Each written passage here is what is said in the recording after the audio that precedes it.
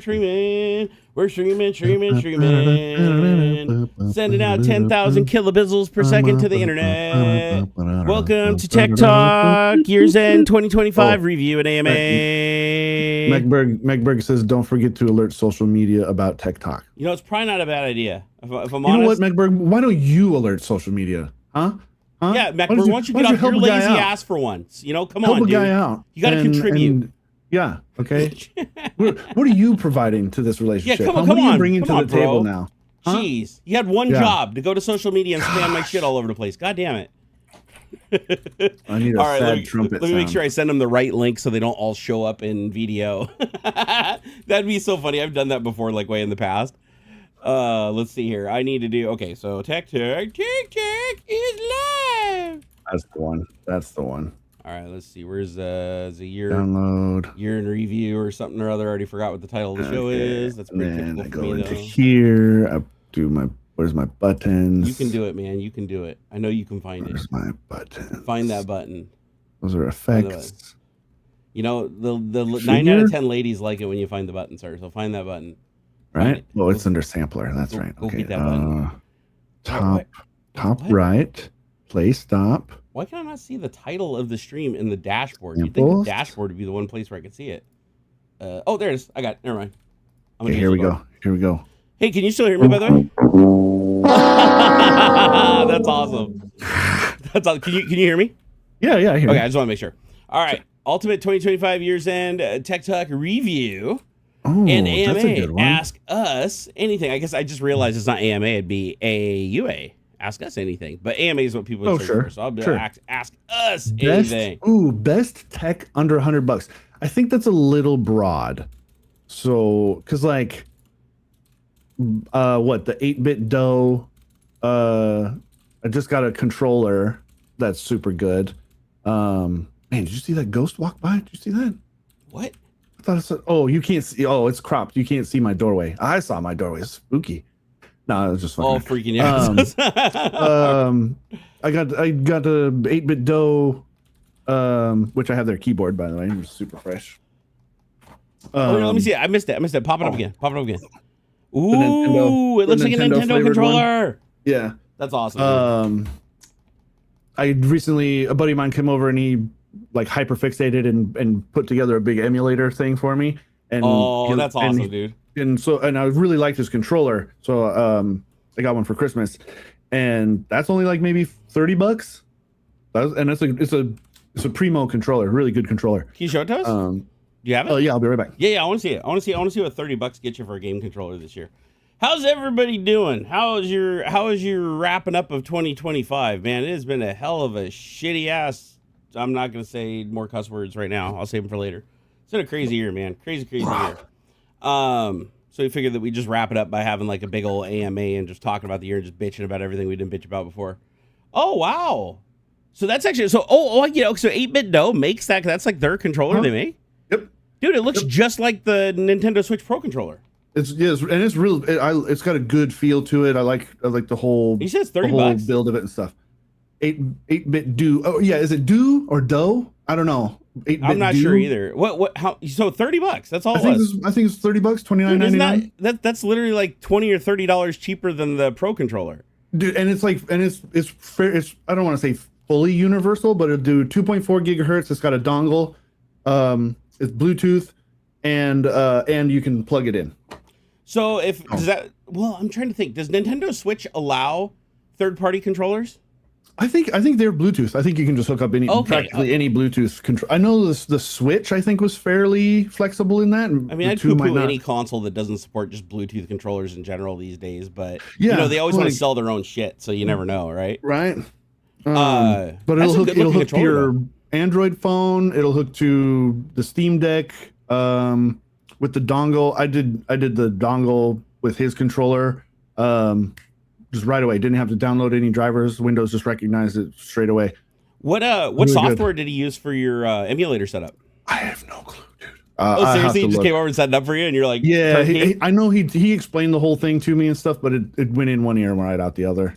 Dude, they have some seriously like open source setups for like main machines and stuff. If I start the thing, it does a big picture mode, and it's got these tiles for each console. Oh yeah, I can't remember the name of the software, but no, I know that software. I used to have that installed on one of my machines. Yeah, so I have an Xbox. I think I have Xbox 360, PlayStation, and PlayStation 2.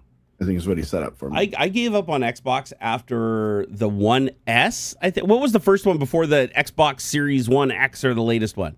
Xbox One. It was the Xbox One, right? Yeah. So I think that came right after the 360. Yeah, I've got the Xbox One, the one that looks like. I mean, it just looks like a regular console. It almost looks like a PS4.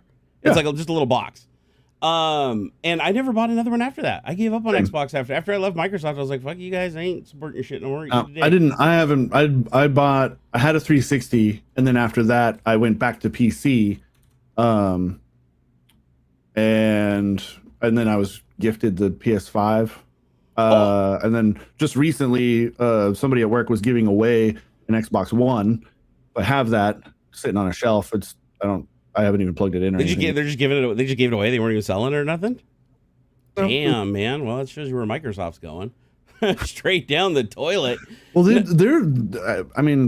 whole Xbox division is trying to get their whole initiative of Xbox Anywhere, right? They're really pushing the Game Pass thing, so you can play your Xbox games on your phone, on your TV, on your fucking computer. I think this next Xbox, they're probably going to do one more, and then there's not going to be any more. They won't do hardware anymore.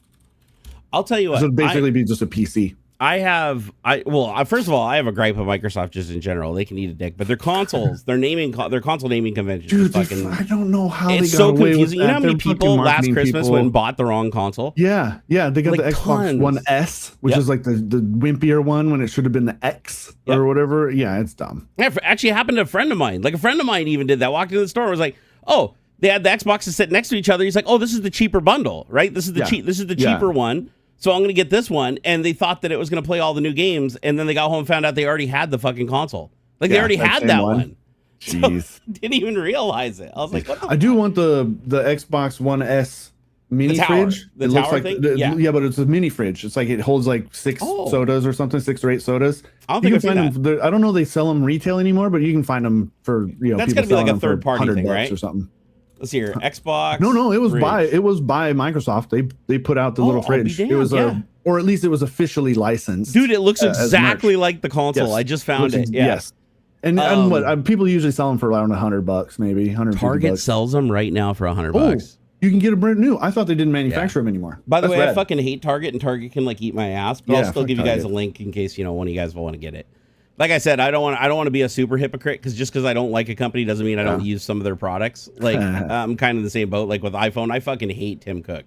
I hate Tim Cook. I hate Apple. I hate everything they stand for, and yet I still rock an iPhone for convenience. So, there is no ethical consumption under late stage. I'll tell you what though, I've never been closer to switching to Android than I am right now. Yeah. Like I've never if an Android phone, like if a top tier Android phone that was comparable to the specs of my iPhone crossed my bow, I'd grab that shit and run.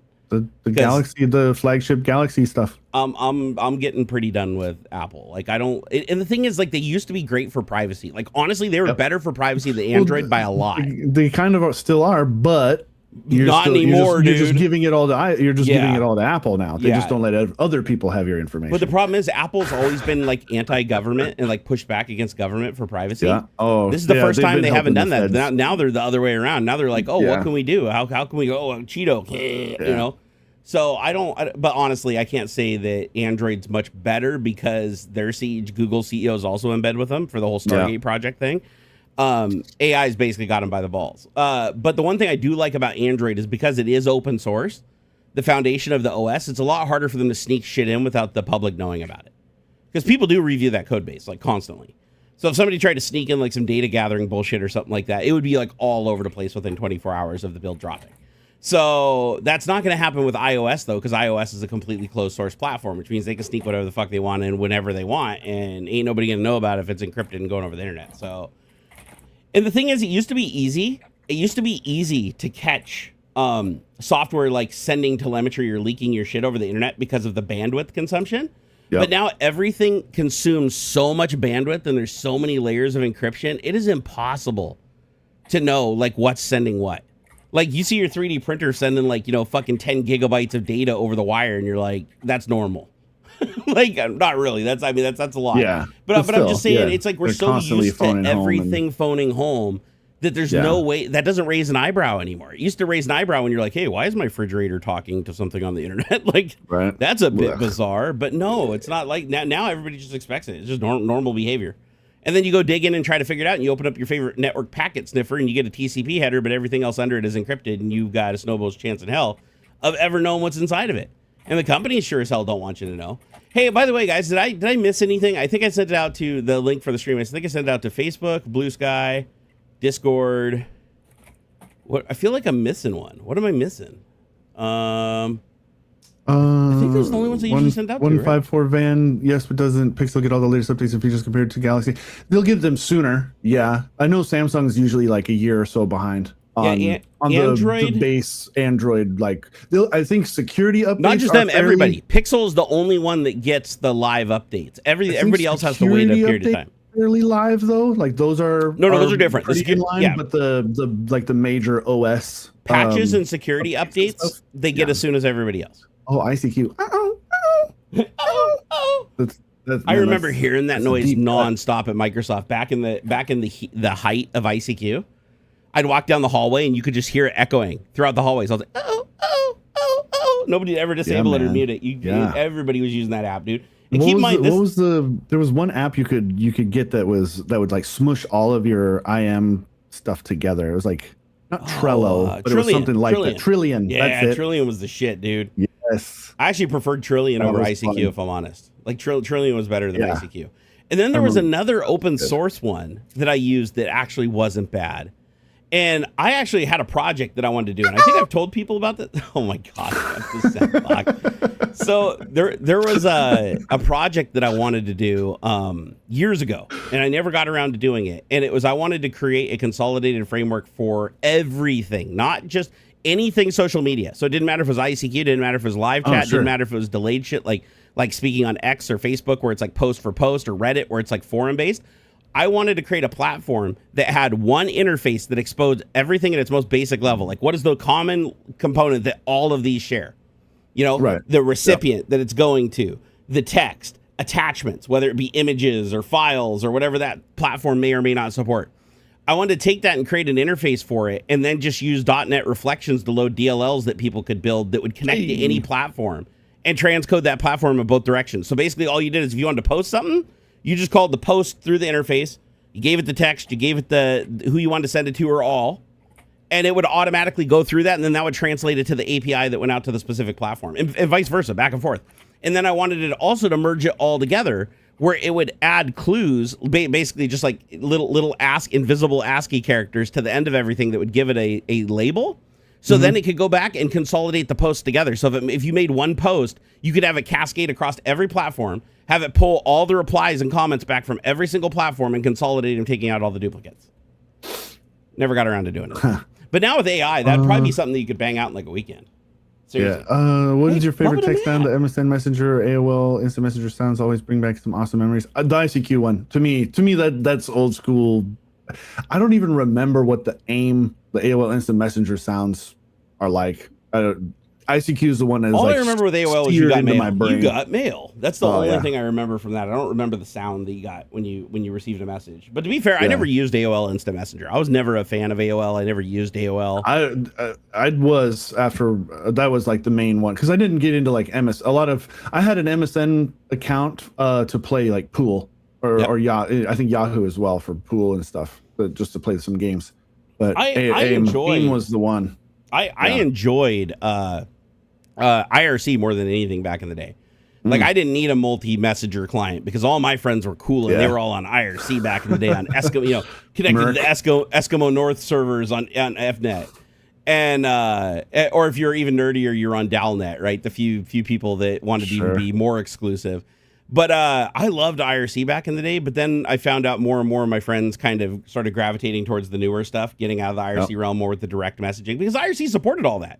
You could do direct messaging. Merc was an amazing client that allowed you to do like anything you wanted. It was like fully open API, so you could write your own scripts and everything, your own Merc scripts, and have it do anything you wanted to. It was amazing. As a matter of fact, I kind of want to go download the Merc client because it's still around. It was like programmed by some guy named like May K Martin Bay or some shit like that. He had a really weird name, but his IRC client, I believe, is still out and up to date today, and it supports. He created his own proprietary scripting language for it. It was kind of a little bit of a pain in the ass to do more advanced stuff, but it had advanced capabilities. And it'd be fun to go download it today and connect it to the Twitch servers, because the Twitch servers are all IRC. Yeah. All the chat. A lot of people don't know that, but like Twitch, the chat that you guys are all talking in right now is literally an IRC server. Mm-hmm. So you can actually go and get the IRC server, type it into Merc, connect to it, and actually use the Merc UI and everything to manage your chat and to like send messages to people and everything. It's really cool. It's like, I'm surprised more people don't use it. Bots use the IRC protocol to send stuff back and forth and interface with the chat. At least that's the way it was last time I looked into it. Who knows? Now that it's owned by Amazon, who knows? They might have gone with their own proprietary shit by now, but I don't know. But it'd be cool to actually go download Merc and have AI vibe code some like complex Merc scripts to like manage a channel and then run that as a bot. So have like a standalone Merc session that's actually running its own scripts to be its own bot, so that you could just control everything in one UI. I think that'd be pretty sweet. I don't know if you can anymore though. Can anybody in chat confirm whether Twitch changed or not, or if you can still do IRC? Let me here. Actually, you know what? Why am I even? I can go ask the internet. Like, hey, can you still? Go to verify you're human, dude. I get this like 1,000 times a day now for some reason. All right, can you still connect to Twitch chat with IRC client? Steam might get into phone sector? Nah. I don't think Steam will make phones. No. They'll do their hardware and stuff, but I think they can make way more money letting everybody else take the risk on the marketing of the phones. It's hard to break into a phone market, dude. When you got two titans like Android and iOS that are so polished over the years, they can do a Steam OS phone. Like, nah. Oh, by the way, it says it still works. No shit. It says it still does it. So let me go to Merc. Let me see if I can download it here. So I want to download Merc. When was the last version of this made? I'm curious. Because there's no way he's like still maintaining this after like 20, 30 years. I don't know. The website's still up, so maybe it is. Okay, so I'm installing that. Okay, I'm installing Merc. Server list, favorite list, URLs, scripts, text files, and help files. Yep, install it all. I don't want to back up shit. I do want to run as portable application. Merc can run as a portable application. This is only recommended if you're installing Merc on a portable drive. Okay, whatever. I don't care. I don't care. Okay, so I'm opening up Merc. So, whoa, it still looks just like it used to back in the day. That's badass. Okay, so check for updates. Click OK. Dude, I'm like having a nostalgia boner right now. All right, so I'm going to name myself Barnacules 2. And then my alternative name will be Barnacules Balls. And then I need to put in the server information, which appears to be irc.chat.twitch.tv. That's the server. So let me see if this actually works. Okay, so I don't want to get on Snoo. What is SnooNet? I don't even know what the fuck SnooNet is. Here, add server. Wait, is Twitch already in here? Let me see if it is. Twitch. No, they don't have Twitch listed as an IRC server, so they must not recognize it as like a real IRC server, but I can add it myself. So IRC chat, call this Twitch chat, and then click OK. Click OK, connect. Let's see what happens. Oh, I hear the sounds. There we go. Cap available. TMI Twitch.tv. Improperly formatted authentication. No. Here, play that sound. Oh, don't you have it? Don't you have that sound? Oh no, the sad one. Yeah. No whammies. Damn it. So okay, it says, wait, I have to use my Twitch username. Alternative, anything you want. Click connect. If using SSL, use SSL port 6697. Uh-oh. It says that it should work. Why doesn't it work? I don't get why. I mean, it is trying to connect. Let me go to file. I think my Chrome is wigging out. Oh no, what's it doing? Tell me. I can't switch tabs. And I think maybe the chat is froze. Yeah, bro. Uh-oh. You can still hear me and stuff, so like it hasn't fully like died, I guess. But oh, there we go. Okay, now it's all caught up. Weird. So yeah, it Twitch just says chugged for a sec. So Twitch says improperly formatted auth, but it is answering. So it's definitely using a protocol. Let me see if it knows why it's doing this. Okay, and properly formatted auth. Twitch rejected your password. I don't have a password. It must be in exactly this format. You must pass an OAuth token, nickname, and then password OAuth. If your username has uppercase letters on Twitch, still use lowercase. Oh, so you have to go get like an OAuth token to do it. Okay, but it will work. So I am going to try that later. So yeah, Merc is connected to the server. Yes, I want to quit Merc. Okay. Well, I got Merc installed now. So now I can go down. I can go chase that rabbit hole. I'm actually thinking I might move over to like Vivaldi. I'm going to try that. For a browser? Yeah. I think it's called Vivaldi. I think that's like one of the few that still has its own engine that hasn't like sold out. Yeah, it's like Chrome, super. Right? Yeah, and it's supposed to be, anti-ad and all that stuff. I don't know. I'm curious. How many browsers are there? Let's see here. How many browsers that work on Windows 11 exist that don't use Chromium at all and have their own internal rendering engines from scratch? So I want to say, One OS that runs on. What was that one that used to fit on a floppy disk that everybody liked back? Opera. Remember Opera? Oh yeah, I rocked Opera for the longest time because like it would load images faster than anything. Yeah, it was like wicked fast, but not anymore. See, this is the only three it lists: Mozilla, Firefox, Pale Moon, and Safari. Huh. And it says that Pale Moon is using a partially forked engine. Or you can make your ad block with Pi. I've thought about that. Actually, that's something I'm going to dive into in this next year. I need to get a half depth, either a server chassis or like an actual, purpose built server, but only half depth because my rack is half depth. And probably just one U. Doesn't have to be anything crazy, but I want to start playing around with home lab stuff. I got all this nice like network gear, but I don't have like a server to which I know it doesn't have, the hardware isn't necessarily the server part. I got a million fucking parts here. I could just put whatever Windows Server 2005 or whatever on there, 2025 or something. Or it's funny, I bought a rack. I bought a half height rack that's like full depth. Yeah, and I put it down under my stairs. It's full deep, but only half high. Okay, cool. And I was supposed to put the big mining server in it, but the mining server never made it into it. So the only thing in it right now is like a 24-port switch. Oh, geez. So it's literally this giant thing in the back of my closet. It just has a 24-port switch on it because everything else I have, like my NAS server, is like wonky, right? It's not shaped to fit in a NAS, so I'd have to build some kind of adapter. Yeah, and that's kind of the plan. Is like eventually I'll move my Plex server into it. And then start getting into playing around with like, sysadmin stuff a little bit. I want to try and build up some home lab skills in case I get too bored with what I'm doing. And I kind of how big are your racks? I can't remember the number of U's that it is, but it stands like 5.5 feet high. I'm like a foot taller than the whole rack with the wheels. Like it's on wheels. I sadly abandoned my home home automation server. Oh yeah, that I had. It's still running. I just haven't been using it. Like I got hung up on something and then it stopped working for one thing and then I just didn't go back and play with it again yet. But I want to get it back online because it's badass because it normalizes everything. Like you install the modules or you can program your own modules and then everything just plugs into it, like using like the standardized interface, and I love it. It's why everybody uses it, is because it's like so compatible with literally everything you could possibly think of. It's what is it called? Home server, right?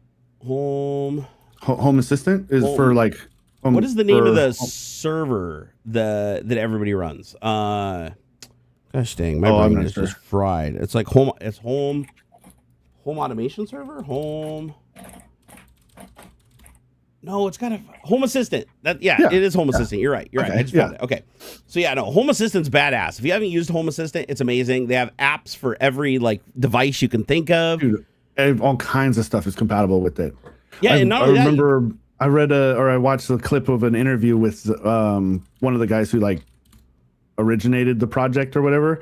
Yep. And he's like, dude, we put this tool out and it's like the original design is like so that you can have like your own smart speakers and switches and that kind of stuff. Like it's an alternative to like Google Home or Apple Home stuff.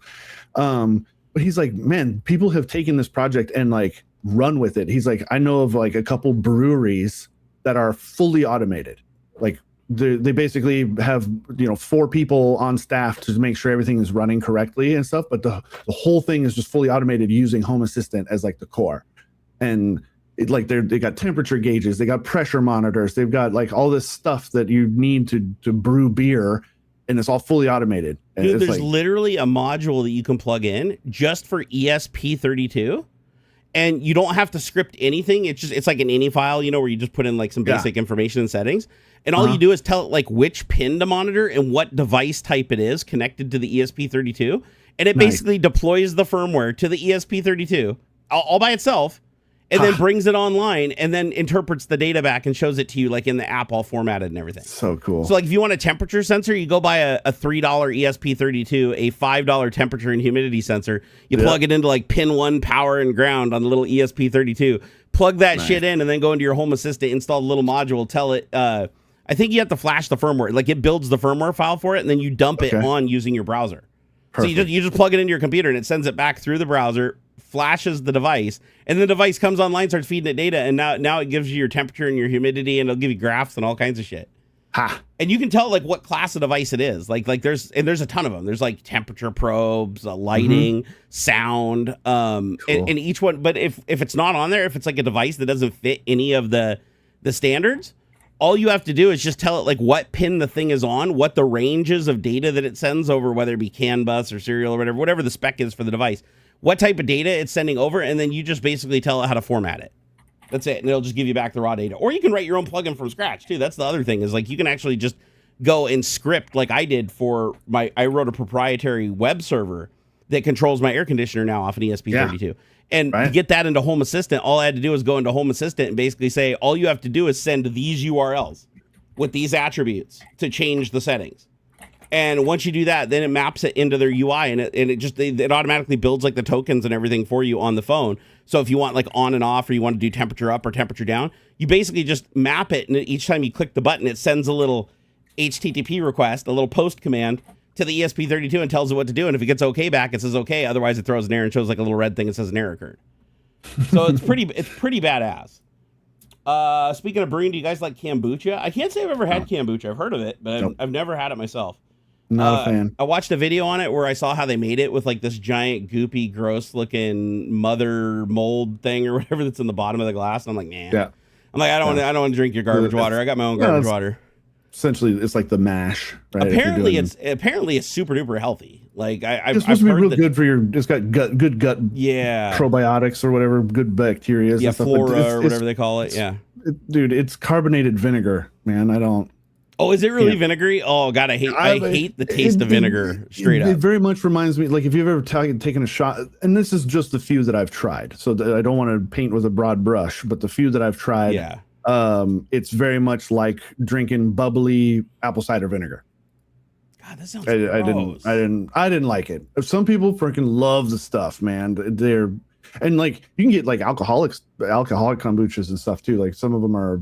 Like I think they're alcoholic by default. Like you have to remove the alcohol from it if you want the alcohol out. Okay. Because I think the whole process of creating the kombucha is like a fermentation process, if I'm not mistaken. That makes sense. Hey, I want to thank Whoopi Goldman for that $2 Canadian earlier. Hey, right on. He was the one that said 8-bit do or 8-bit dough. Bubba and Matt, thank you the $5. Appreciate that support, man. I'm trying to get the super chat goal thing online up there at the top. I don't know why it's like sitting here playing Fuki. Gotta get the bot in there. I'm trying. I just told him to leave and come back, so I'm gonna reload the overlay and see what happens. What is one piece of tech you want to see come back? One piece of tech I want to see come back. HD DVDs.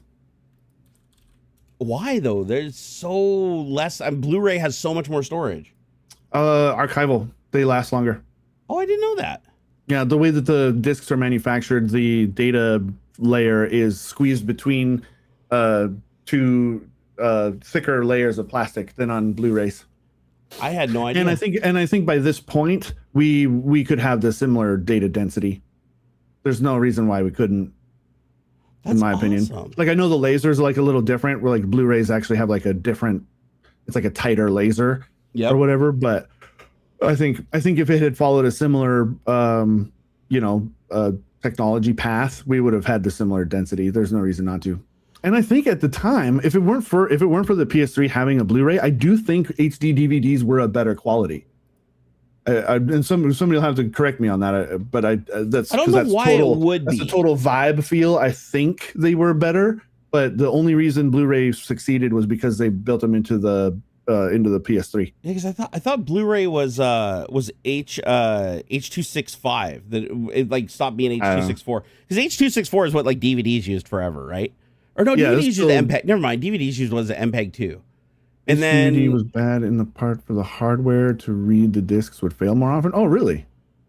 I know you could buy HD DVD drives when it was failing. You could buy them for $5. I bought a bunch of those external ones. Yeah, it was a separate thing for the 360, which I think is partly why it failed. Like it was built into the PS3. Yeah, but you had to pay another $80 for the external drive for the Xbox 360, and it completely fell apart. Right? I mean, like no shot. When it died. You could buy the HD DVD movies for like $5. You could buy the drive for $5. I remember going to Fry's Electronics and there was just a bunch of carts filled to the brim, like piling over with HD DVD external drives for the Xbox 360.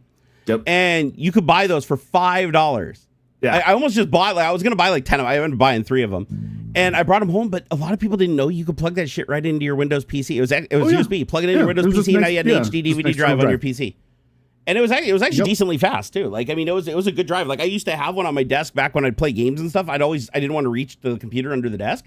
So I had an HD DVD drive up here that I could just like pop out the little drawer, drop a disc in, do all my installs and everything from there. It just couldn't burn. It obviously wasn't a burner, right? But aside from that, I thought it was badass. I love that drive. I still have one somewhere. I just don't know exactly where it is. Like, it's buried amongst the it's been consumed by my hoarder's paradise here. I'm trying to figure out. So this UI thing isn't updating. I know it's a bot issue. More space, better bitrate, more advanced audio. Again, somebody smarter than me will have to maybe correct me on this, but that doesn't necessarily have anything to do with the disk. That's a compression format. No, the disk just storage, just data, just data. There's nothing special about it. It has less to do with the disk itself and more about the compression algorithms and the writing. I do remember HD DVDs looking really good. There's no reason why you couldn't do the same compression and stuff and burn it to a red disc over a blue one. I mean, but to give you an idea of like DVD, the space part. So Blu-ray versus HD DVD. Blu-ray was like 50. Some movies are 50 gigabytes.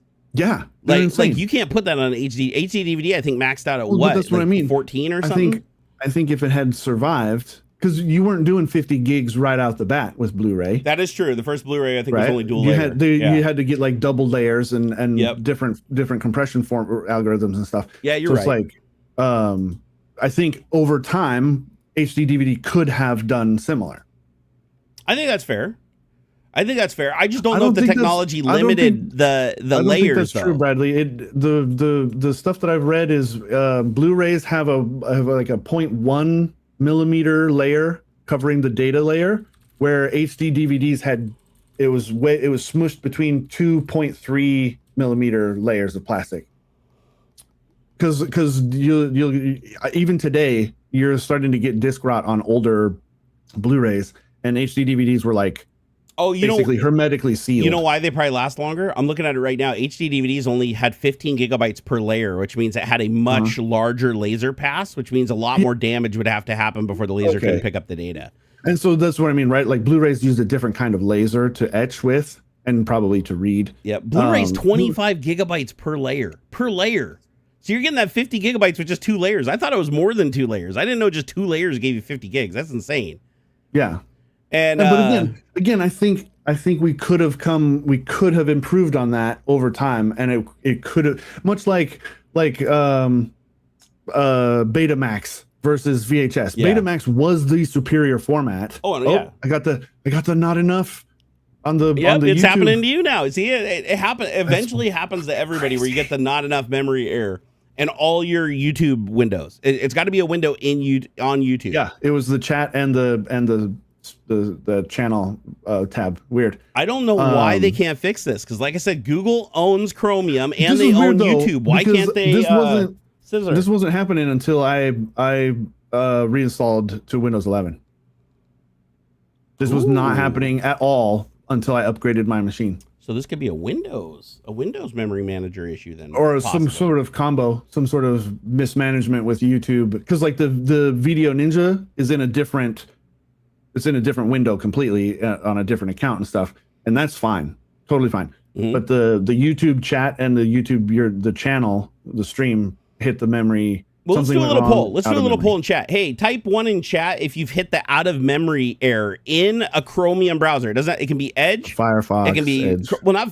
Oh, somebody did say it did happen in Firefox. One person did say Firefox, and that's weird because Firefox has its own rendering engine.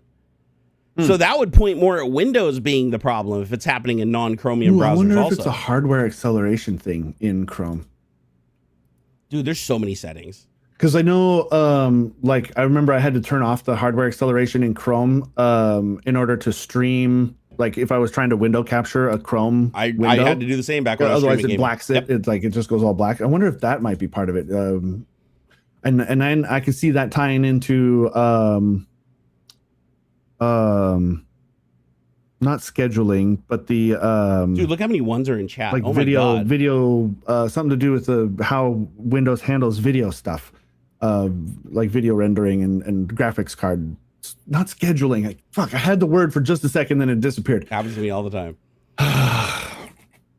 So, anyways, I was looking at the differences between like Blu-ray and HD DVD, and it looks like you're right about like the strongest reason for it winning wasn't just the data capacity. It was because PlayStation 3 came with a Blu-ray player in it that was one of the best Blu-ray players there was, even better than like the $1,000 Blu-ray players. I remember people buying PS3s solely to play Blu-rays. I know three people. I know three people that bought them just for Blu-rays. Never played a game. Because they were cheaper. Yep. They were cheaper and more available than like you could hardly find a Panasonic Blu-ray player or you could not get a player under $600 when the PlayStation had one inside of it.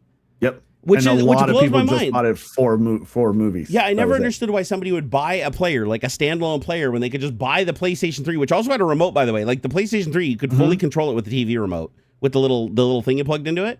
So why in the hell would anybody spend $500-$600 on a standalone Blu-ray player when they could just get a PS3 for like $299? I'm going to disappear for a quick second. I turned off graphics acceleration when available in Chrome, and it's going to restart. So I'll be right back. No worries. We'll see when you get back. I'm curious to see if when he comes back, he doesn't hit that crash again. Because if he doesn't hit that crash again, then that'll point some fingers at the hardware accelerated rendering. However, without that hardware accelerated rendering, that means now everything that he's doing inside of his browser is going to be pushed off on the CPU instead of the GPU. But he's got might have something to do. Although it shouldn't be a system memory thing. Dude, you just got like super quiet. You're like now you're like negative 15 dB. So something you did changed the volume. What?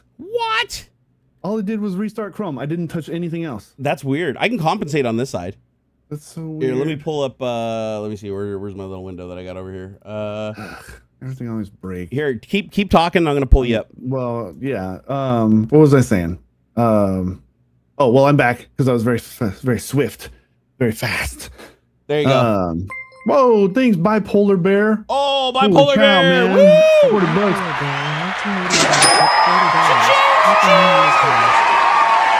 Oh man, we appreciate that so much, dude. Thank you. Thanks so much. I was gonna say the memory out of. Oh, hey, and the bot's working. No way. Is it really? Yeah, it grabbed Bipolar Bears. I had to leave it and bring it in like 5 times before it finally started working. I think I'm just gonna write a script that just before we start streaming, I'm just gonna have it cycle the bot like a whole bunch before we come in. I have 64 gigs of system memory, and now whatever the 5090 has, what is that, 32 or some outrageous amount? What is it? 5090, I think 24. 32. It's a lot. 32. It's a lot. It's a lot. I have a lot of video memory. I have a lot of system memory. I should not. One Chrome tab should not be running out of memory. Agreed. That's whatever, weird, dude. That's really weird. Why in the hell is that happening? That's bizarre. Let me switch to. That's weird. It says the bot is working, but the activity feed still doesn't show anything. Why?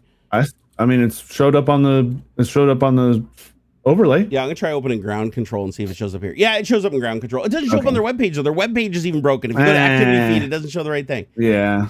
So I want to. Okay, so let's see here. So bipolar bear, it only picked up that one. Everything before, let me read those manually because I want to make sure that all those people get credit because that was really. Gotta nice be a memory leak that hits a buffer. It must. Yeah, it must. But that's super weird because I never had this problem until I updated to Windows 11.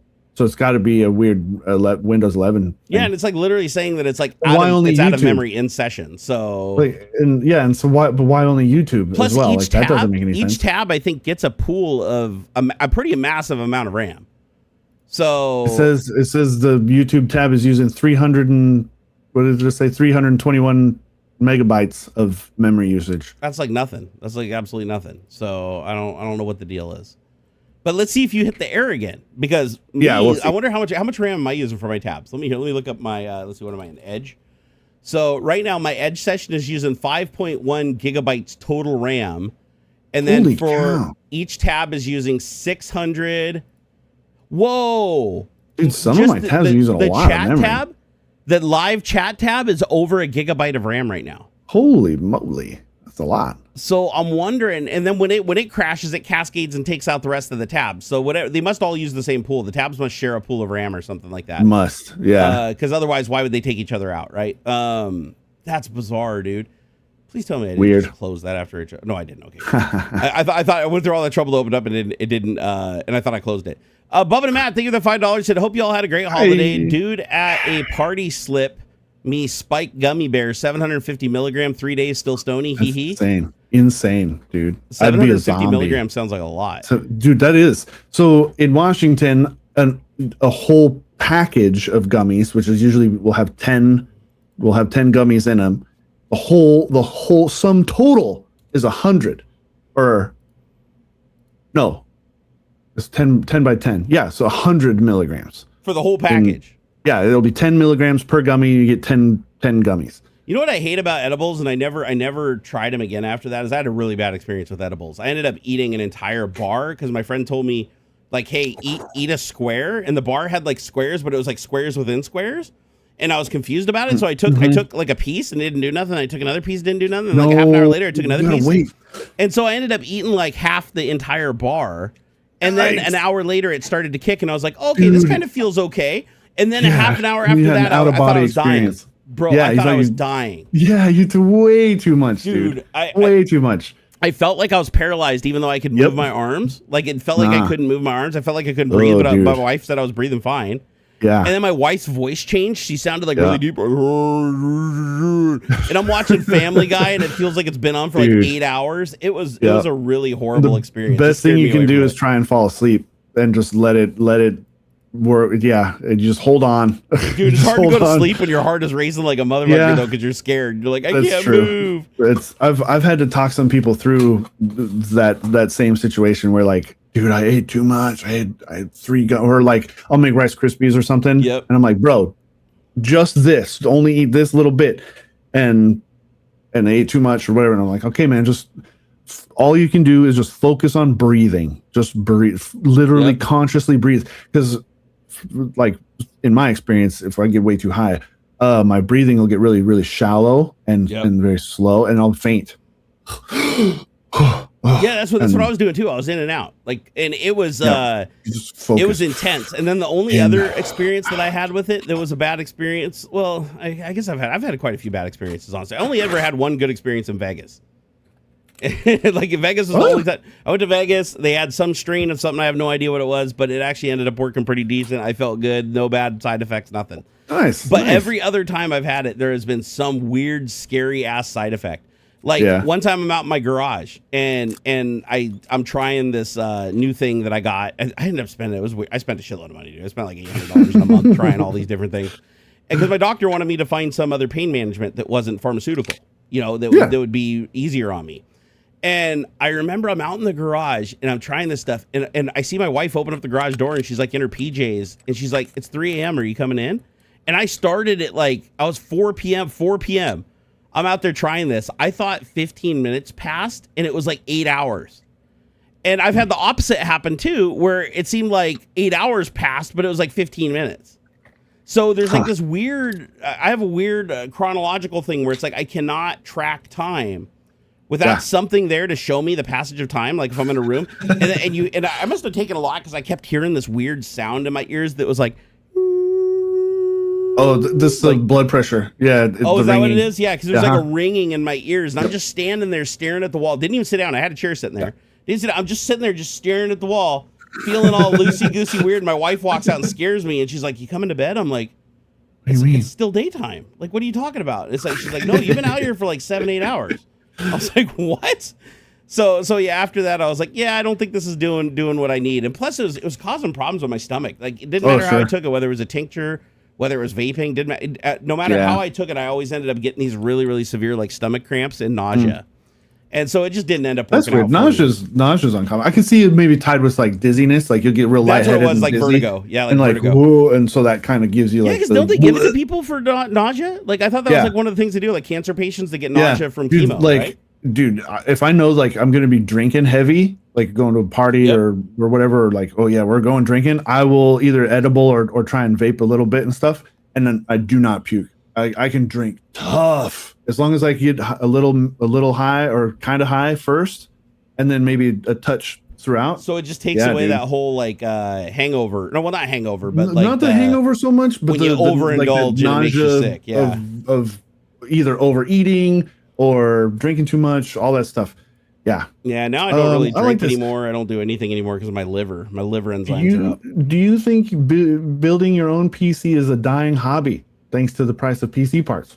What do you think? I mean, definitely because of the RAM. Like the RAM really screws you out of being able to build a PC for most folk. Rumor has it graphics cards are going to get hit this next year too, which makes sense. You know what? Graphics cards have a lot on them. VRAM is the same manufacturer as there too. Yep. So it's going to cascade to everything. Like once stock numbers start getting down, the only thing that's probably saved it to some degree with the graphics cards is just because we've had such a bad year financially, like as a country, and with the inflation, the cost things going up, supply going down, countries and tariffs and shit. I think that's prevented Christmas from just wiping out the supply like it usually does every year. Sure.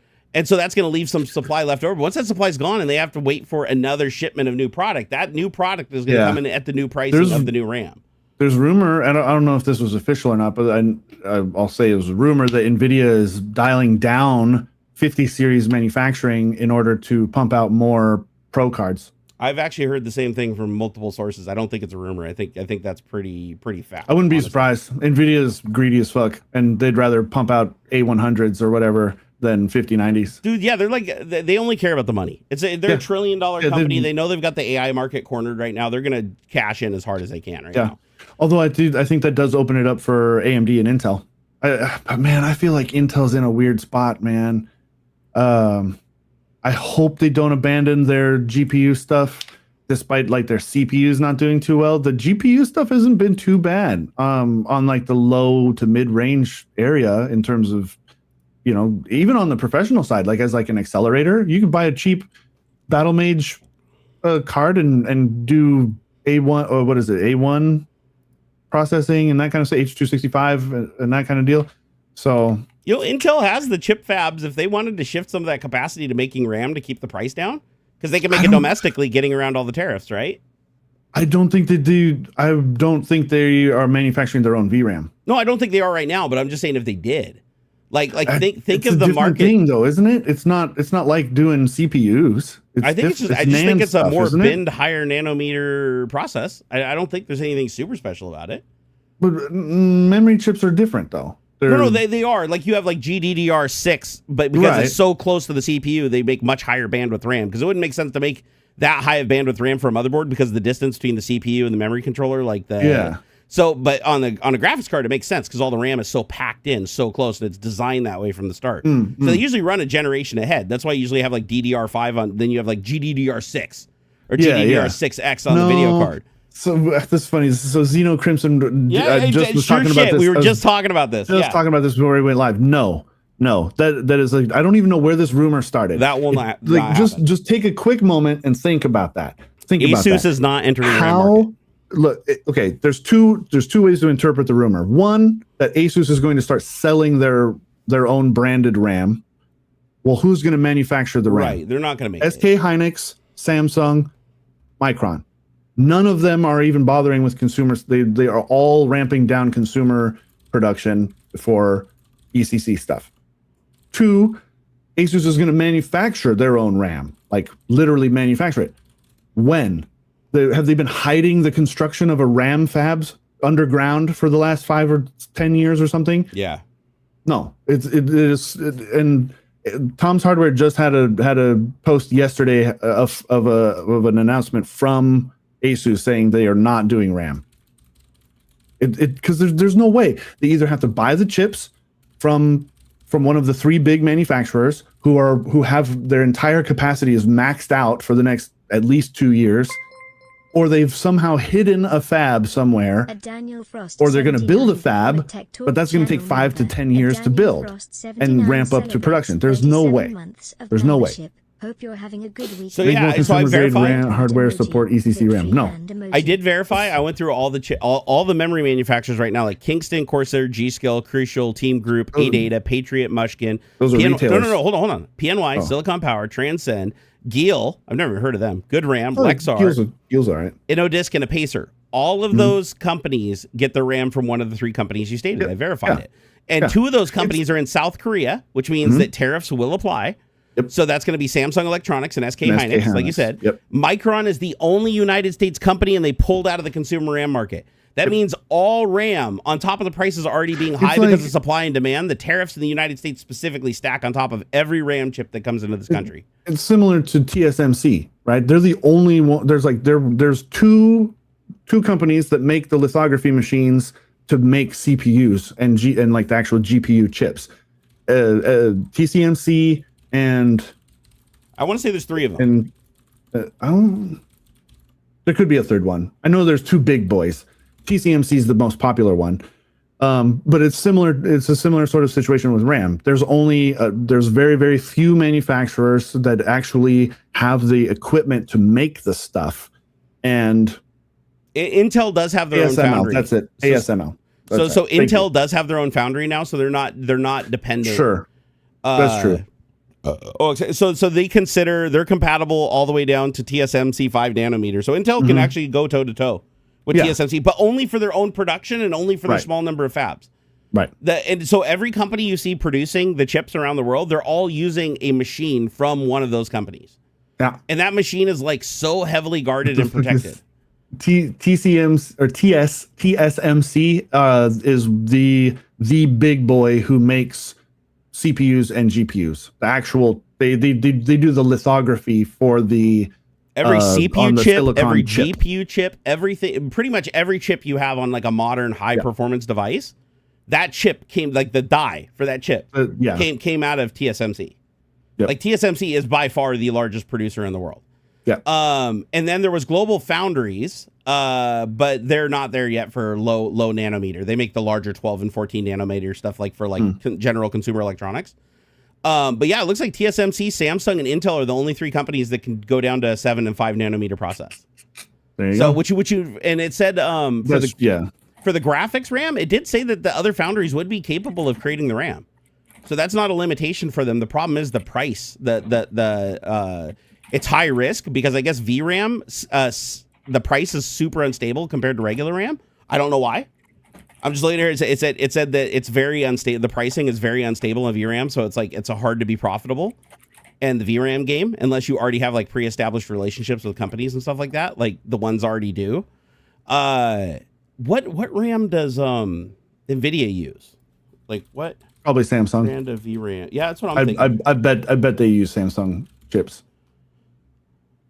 And if Nvidia is using the RAM, I guarantee you they're absorbing their entire supply. Like, there's not going to be a straight chip anywhere that isn't accounted for. I think I was telling about this last week. I saw a thing that Samsung Mobile is having a hard time getting capacity for their next generation of phones. They can't even buy RAM from themselves.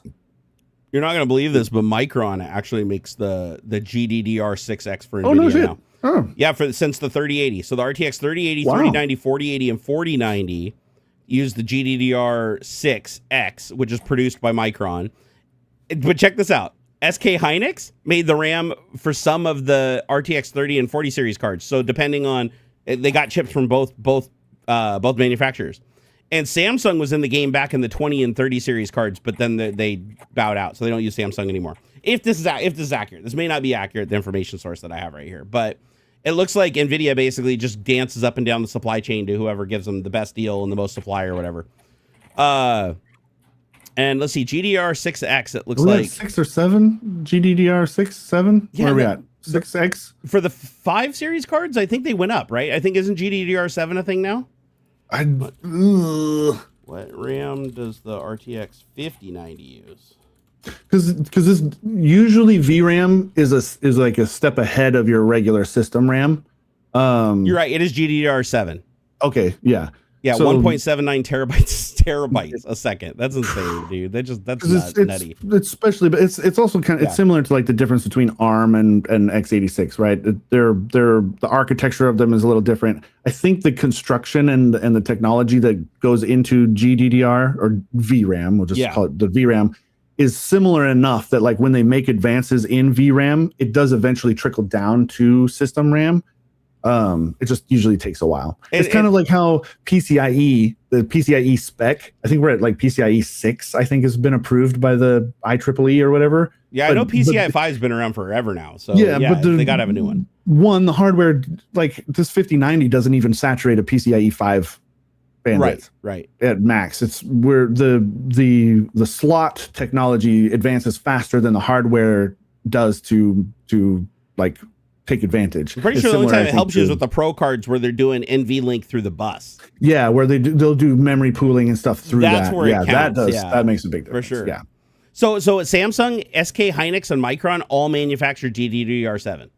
Oh, nice. And Nvidia isn't stating which supplier they're going with, probably because they're going with whoever is probably the best everybody. deal at the time. Probably everybody. Of them. Honestly, yeah, they're probably getting a mix. And if Micron is punching out of the game, but then again, Micron's probably still is Micron not making the graphics card memory anymore, because that graphics card memory is still going to go on the high end like server. I imagine cards, they would, right? So I'd imagine they're still going to do it. Probably just not going to provide it to 50, the consumer stuff. It'll be for the pro cards. I just had an epiphany. Because they do make ECC VRAM. Yep. I just had an epiphany, dude.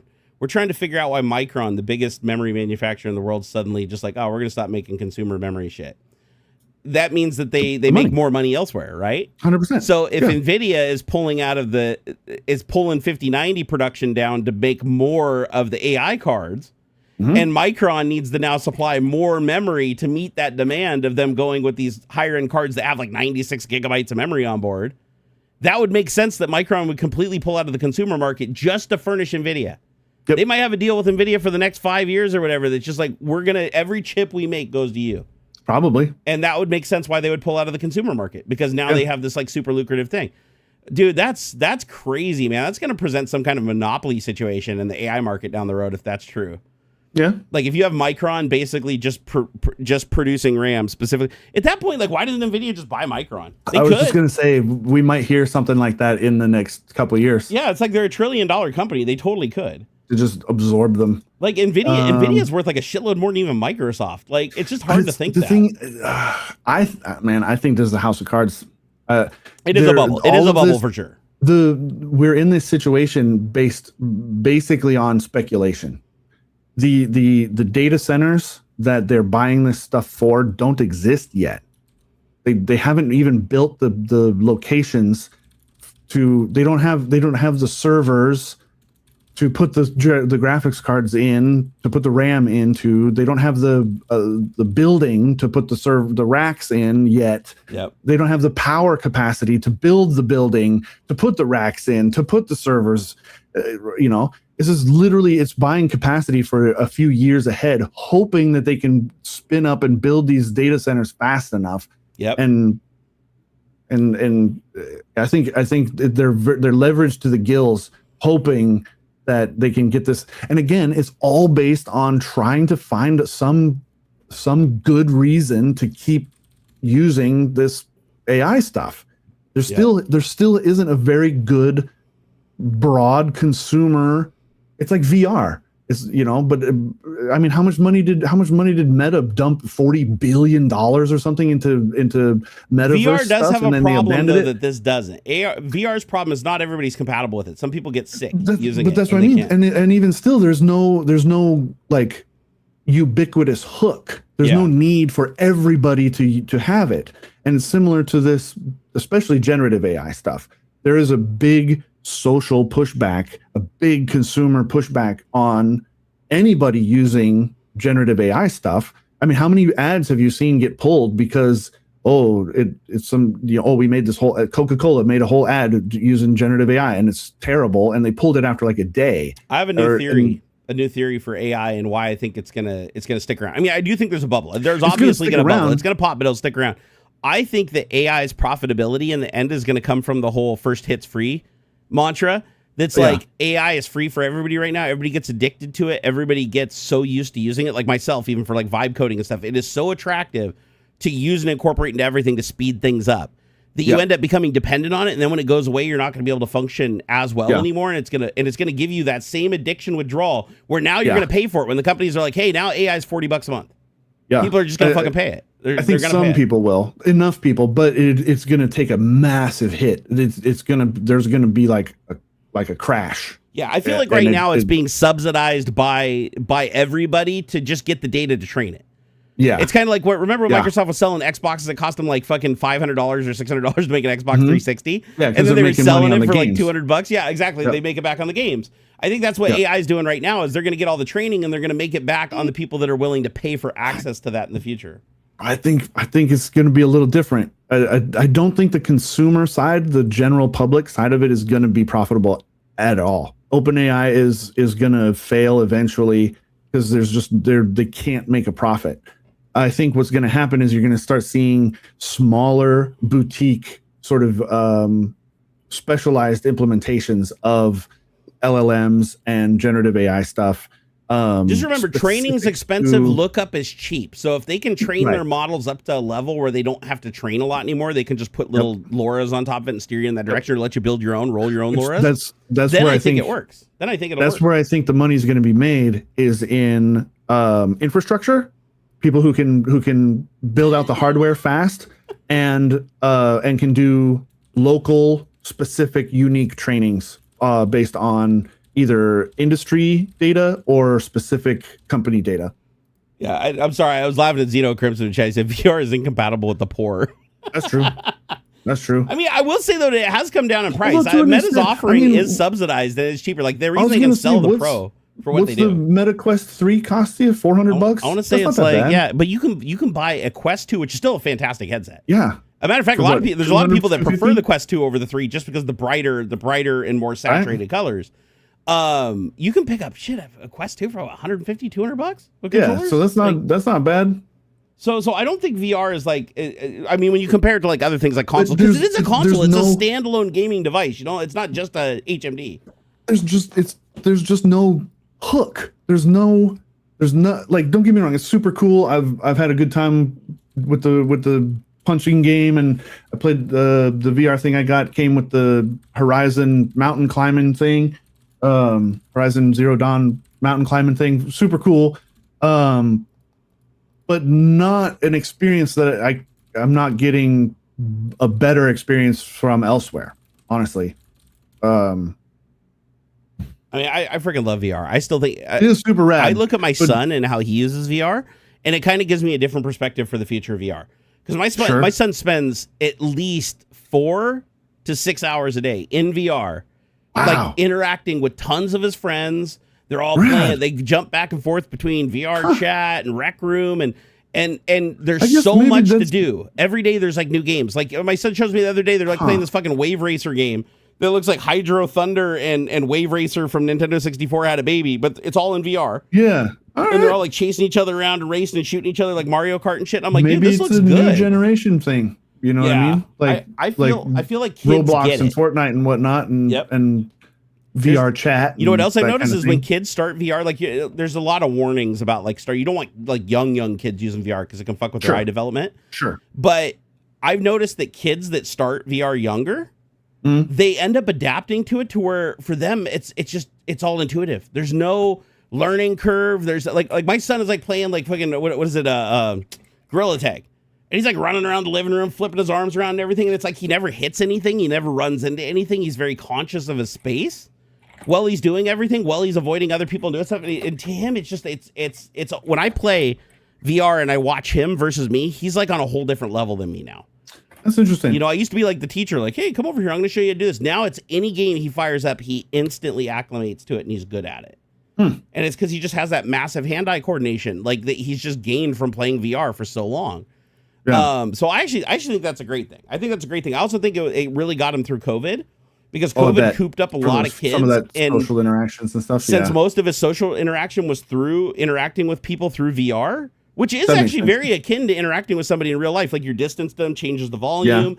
Yeah, you have 3D perspective. You can see, a lot of them. Like if you're playing like VR chat, some people have facial trackers, so you can see like their emotions in their eyes and stuff. Okay, and their face. They can move their hands. They can grab things, do things, interact.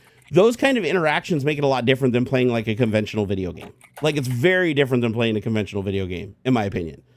But I also feel like a lot of people haven't tried it yet. Like VR is still one of those things where it's like you can go ask 1 out of 3 people and they'll tell you they've never even tried it. Not even like a Google Cardboard. And that's what I mean. It's like there's not much of the hook, right? Mm-hmm. There's no need. Oh yeah, man, I gotta fucking I gotta have the VR because otherwise I can't have this experience.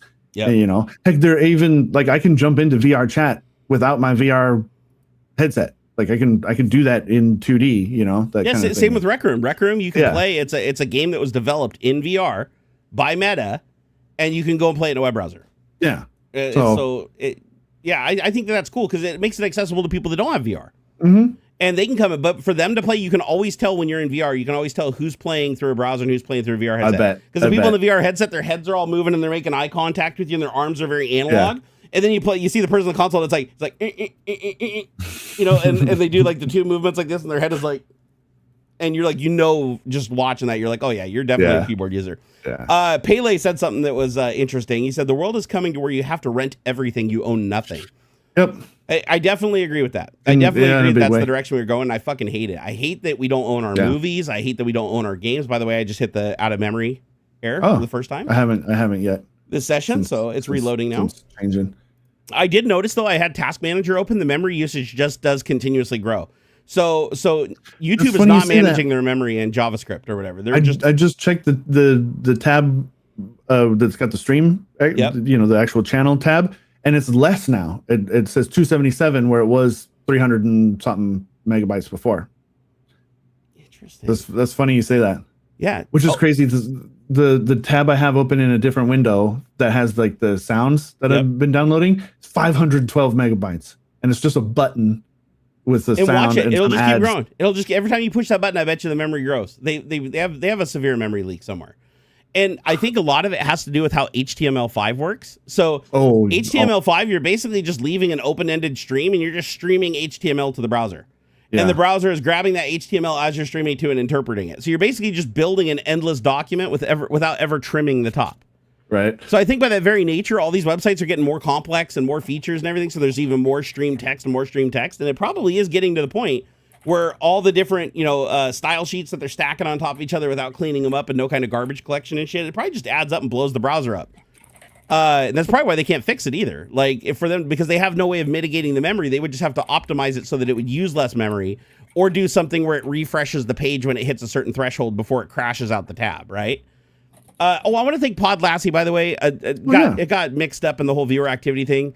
They were very, very nice. They gave us 10 Polish PLNs, Polish kroners, or is that Polish? What is Polish kroners? Are they kroners or are they something else? The PLN. It's been a while, so I forgot what they are. Zloty. Oh, okay. Polish zloty. Definitely want to thank Pod Lassie for that. Super appreciate it. Bipolar Bear, again, thank you for that $40. You're absolute legend. I'm glad we got the super chat thing online where it actually is like recording them. Daniel Frost, thank you for being a member for 37 months. And I hope you guys are having a good weekend, guys. 3 years. That's cool, man. I've had a rough couple of weeks. This last week was the worst, but I'm glad I'm finally through Christmas. Thankfully, Christmas went over pretty smoothly. My kiddo's the best. He is absolutely the best. Also, I want to thank the few of you guys that sent him gifts. That was wonderful of you. He absolutely loved it.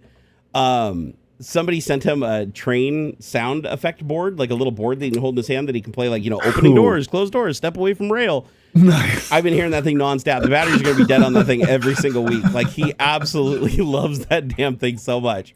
And he walked up to me after he opened all of his presents, and, you know, because it was a pretty sparse year. This is the sparsest year we probably had since he's been born, honestly. And he was like, this is the best Christmas ever. He's like, I got everything I wanted more. You guys are absolutely awesome. And that helped a lot. That took a lot of stress off me, honestly. That's good. Yeah, you got a good kid. Yeah, though. but I've been dealing with like a lot of shit. I got to go see a doctor, and I don't know about insurance. Insurance is still up in the air. We're still because my insurance plan's gone now. It doesn't exist. Yeah, man. Like, I don't have they pulled out of the market because a lot of the plans, the things got too expensive when the subsidies didn't pass. So now a bunch of the plans disappeared, including the one that I've had for like the last 5 years. Ugh. So now we got to find a new plan, figure out how to configure it. It's probably going to be like a $12,000 deductible and double the fees for going into office visits and shit. But we got to do something. And then once we do that, we have to wait 15 days for it to kick in. So there's going to be a 15-day period where I'll be basically uninsured, which scares the absolute shit out of me. And right now I'm having a problem that I need to go see a dermatologist for. I don't know if I have eczema. I don't know if I have something like that, but and certain sensitive places of my body, shall we say, skin is literally coming off. Yikes! Like it's so inflamed and it's so hot. Good, it's like just abrading away. No matter how much you clean it, no matter how dry you keep it, no matter what, it's painful. It is incredibly painful. And so now I got to go fucking figure out how to get my insurance and go see a dermatologist to figure out like why my skin is acting this way. And it's not just in that area. There's other places of concern where it's like sores are showing up that aren't healing properly. Like they're healing super duper slow. So I got to figure out if I have. I mean, you look online, it's like it says you have everything from like, you know, good to worse. So I'm not going to armchair doctor this shit this time. Yeah, you have lupus. But I definitely got something wrong with me that I got to get fixed because, you know, I've given it a couple of weeks now and it still hasn't rectified itself. And in many ways, it's actually gotten worse. So yeah, that's been weighing heavy on my mind. Plus my nightmares. God damn, dude. My nightmares have reached a level now where they're terrors. They're just night terrors. I wake up like at least 5 to 6 times a night. I only slept 3 hours this morning and I woke up 3 times and cold sweat panics where my wife actually had to like, oh my God, are you okay? Because I like got up so fast, I about fucking broke my back. Because one of them, the world was like ending. I felt like I was like the dream was exactly where I was at the time, so I didn't know I was even sleeping. Like the dream just took off right from me laying down and turning the lights out and turning the TV off. I was like, and the fucking world ended, right? And then I had another one where my son ran away, and then I had another one where I was like, fucking, I got lost somewhere and I couldn't get back. And every time I tried, I'd get further and further away from where I was trying to get to. And it's like these dreams are so vivid that when I wake up, it's like, you know, usually when you wake up, dreams fade fairly fast. Yeah. No, these ones don't. It's like I have all the details like it's a real thing that happened and it's like a real memory and I have to remind myself it's not. But then after that happens a couple of times, you start to wonder if you're still in the dream. You start getting confused. Like by the third time I woke up this morning, I was like, am I still in a dream right now? Because sometimes I'll have a dream and I'll pop out of a dream in the dream, yet I'm still in a dream. So it's like this weird fucking inception thing. But then I wake up after like a crash dream and I'm like, oh, I'm still alive. When I'm supposed to be dead. This is amazing. But wait, is this a dream? Am I going to wake up from this now? Tipped $53. Dude, it's fucked up. I need to talk to a therapist again. Definitely. I think this is mental health shit for sure. That's expensive as shit too. Hey man, thanks Pelly for 500 sexies. Thank you so much. 500 sexes. All the sexes. What do you see ahead of New Year? Wishing you both the best. Honestly, I'm scared to look that far forward. Right, one day at a time. One day at a time is where I'm at right now. It's absolutely scaring the shit out of me. Like I have another major decision that I have to make, and I have 3 days to make it. I have to do insurance, but I also have to figure out like how I'm going to get the money for us to survive. Because if I take out money right now, my 401k, it might crash in January. But then I face a tax crisis. But then if I take it out after the first, so it counts towards the new year, and the market crashes, I fuck myself even worse. So I'm like trying to figure out like what to do. In an area where it's like it's random. You never know. Trump can just wake up one day and crash the entire market. He does it all the time. Damned if you don't. Damned if you do, damned if you don't. Yeah. So it's like it's very Third shifter said try marijuana. I don't dream or remember if I do. Yeah, I don't want to stack the old Mary J on top of the shit that I'm already dealing with. Nah, dude, man, you probably end up with even scarier, stressed out dreams, dude. I can't handle these dreams though. They're fucking with me bad. Like, and the thing is, if I take melatonin, it makes them worse. Yeah. If I take Ambien, I've heard that. It makes them worse. So it's like anything I take to try to get me to sleep, And then what happens is you develop a phobia. You have so many night terrors in a row that you're afraid to go to sleep. So when you start getting tired and you start nodding off, you then get a buzz and immediately wake up, and then you get insomnia and you can't fall asleep because you're afraid to go to sleep. It's like if I fall asleep, Freddy Krueger's gonna get me. So then I wake up again and I'm like, fuck. And it just becomes this like endless cycle. And yeah, it's been bad. And I think a lot of it also has to do with just health, not just mental and physical health, right? I mean, they go hand in hand. Yeah. And just the compound stress and anxiety of everything that's going on right now, and knowing that I'm on borrowed time for a lot of things, and and not knowing where things are going. And like I said, the AI thing scares the shit out of me. Yeah. As much as I like AI and I use AI, that's kind of the problem in itself. It's like AI is replacing so many jobs right now, and people aren't paying a lot of attention to it. Like you go look at the jobs report, you can go look at the unemployment rate. It's like it's steadily on the rise because of AI. Like you look at the specific companies that are laying off and downsizing and restructuring, and some of the companies are just straight up like, we're doing it because AI. They're not even gonna lie. Like they're like, fuck it, let's just tell the truth for once in our lives. And they're like, yeah, we're just downsizing, getting rid of about 60% of our workforce because AI now replaces them. And then the thing is, AI does a crappy job. Of course AI does a crappy job. I mean, when Microsoft laid off my entire fucking test division back in 2015, look how shitty Windows was for years after that before they got their footing again. And then they end up having to hire back most of what they laid off just to get that capability back in the end. So it ended up being a huge negative, but they still did it because at the time it made the stock go up. And look at their stock price today. It's like, what, $400 a share when it was like $35 when I left? So they get reward. That's the problem with this capitalist environment, is when you have stocks defining a company's success instead of the actual customer satisfaction, you end up in this fucking situation where it's like everything they do is bad for the customer but good for the investor. Yep. And they're legally they have to do it. Like they have to make the investor happy. If they have a decision and this one makes investor more money and this one screws the customer, this is the one they have to pick legally. And I fucking hate that. And now I feel like with AI coming into the picture, you have all this AI trading that's destabilizing the market. That's another thing AI is heavily being used for, is trading. Yep. Like all my buddies that do inside, been a thing for a long time. All my true. They've always used like neural networks and status, but they're literally using LLMs now to drive trading strategies based on news.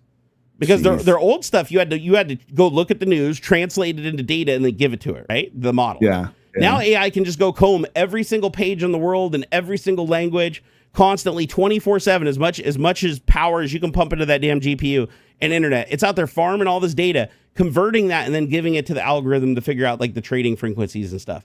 But now you have so much AI integrated in that. It's like human trading is like just gambling now, like straight up fucking gambling. Like I know it's always been gambling to a certain degree, but I mean, it is straight up like crypto gambling now. Oof. Because you can have a company that is completely stable, that has made their customers happy, that has always made a good product. And then boom, next day they're fucked because the AI did a trend. Everybody picked up on it or whatever and like jumped them and fucked them and dropped their value of their company. Blech. Everybody starts selling their stock, freaking out, thinking that everything's going to die. It's like there's no stability in anything anymore. Yeah, Kyudon. Yeah, Lamar Wilson died. That was super sad. Oh, that was, I knew Lamar. We shared a stage of Lager Fair back in 2014 in Seattle. He was a really, really cool guy. He was hilarious. I don't know what his mental demons were, but I can tell you right now, it's the people that seem it's the people pleasers, the people that always seem happy and always try to go out of their way to make other people happy. They're the ones that are usually fighting the deepest shit. Yep. And so he obviously was fighting some deep shit. And sadly, the cause of death was suicide. There's no other details that I've seen yet of like what he did. I'm hoping whatever it was super painless and over quick, because nobody should ever have to suffer for any reason. But that's sad. It's a fucking permanent solution to a temporary problem, and it's like you don't get a second chance once you're past that line. You never get to take it back. That's the thing. It's like, and I guarantee you, every single person that has ever done that, short of people that have chronic pain, where they can't be, I understand that, where they feel like they're on fire every day of their life. Like people that are on, cancer, and it's like they can't treat them, and they're just sitting there suffering every single day of their life, and they're just like, please fucking let me end my suffering. That's the exception.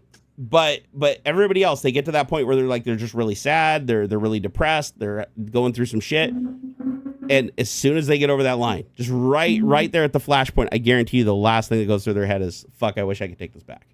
Yeah, guarantee it, because I was there. I was on that when I had my last attempt. Probably good. This would have been 2017 or 2016. It was a while ago. It wasn't not long after I got laid off from Microsoft. I ate an entire bottle of Flexerol, which is a muscle relaxer. and threw it up 3 minutes later, but I had already absorbed too much of it in my stomach. And then I just passed out before I could get help. And I woke up 18 hours later. I was flush. I was shaking. My heart was all rhythmic and shit. And then luckily my wife got home, so she was looking after me. I was refusing to go to the hospital. It was bad. It was really bad. But I could have easily died. I was like this close to not waking up, because muscle relaxers, they basically slow your heart down, right? They paralyze your heart. Mm-hmm. And that was the scariest thing I'd ever done. I remember laying there, and as I was going out, I was like, I would do anything to take this back. I was like, oh my God, I would do anything. I was already trying to take it back. Like I threw up the damn pills, but it was too late at that point. I was like, shit, I already did the thing, and now I'm going to pay for it. And I fucking lucked out. And after that, I've never had another attempt, no matter how depressed I've been, no matter how low I've been. Whenever I get to that place, I go back and I remind myself of that time where it's like my last thing when I did that wasn't, oh, the suffering's over. It's like, oh my God, what have I done? I want to take it back. And so it's sad when you see shit like that, you know. And it wasn't just Lamar. Yeah. It was Greg Biffle, the NASCAR legend. Him and his entire family died. And I watch him. I'm a subscriber of his YouTube channel. I first learned about him from Cletus McFarland. I watched Cletus McFarland stuff for a long time. And he got Greg Biffle on there. I was like, this guy's really funny. This is like a super talented, really funny guy, NASCAR champion from the past or whatever, retired. And him and his family get on a fucking airplane to go fly up to do the Christmas tree drags, you know, in Florida. And their fucking plane and engine cuts out. They turn around, come back to the runway. They fall short 1,000 feet and just plow into the ground, explode into a ball of fire. And Greg's dead. His wife's dead. And both of his two kids, a 16-year-old and I think an 8-year-old. Oh, man. Dead. And I saw that and I was like, fuck, man, my heart just sank. And then the same day I learned about the Lamar thing. And I was like, my God. I'm like, what is fucking going on right now? And then today we found out the Infinity Ward founder or co-founder who created Call of Duty. He died today in a car accident where he came flying out of a tunnel, crashed into a barrier, and like Ferraris do, it just bursted into flames and killed him and a passenger. Jeez. And then you said somebody else passed away. Who was it? Like somebody. It was some other game designer recently in the last couple weeks too. Yeah, and fairly young is the thing. You know, he was like, I don't know, not even 50 maybe. I mean, I know the guy from Infinity Ward. I think he was 50 something. He was in his early 50s, but I don't know about the other guy. And we still don't know who the passenger is. There's a passenger that died too. We have no idea who that was. Oh man. You know, they haven't even identified him because again, the car was on fire, right? So it's like, that's when you got to get like medical examiners involved in shit. And it's sad because I watched the video. It's a pretty, like, I don't recommend watching the video because it's pretty fucking graphic. And the car crashes. And it doesn't look like a terrible crash. It looks like an airbag's deployed. People could walk away from it. Like, it didn't look that serious. Because it was kind of like a grazing blow. It wasn't straight into a barrier. It was like grazed off of it.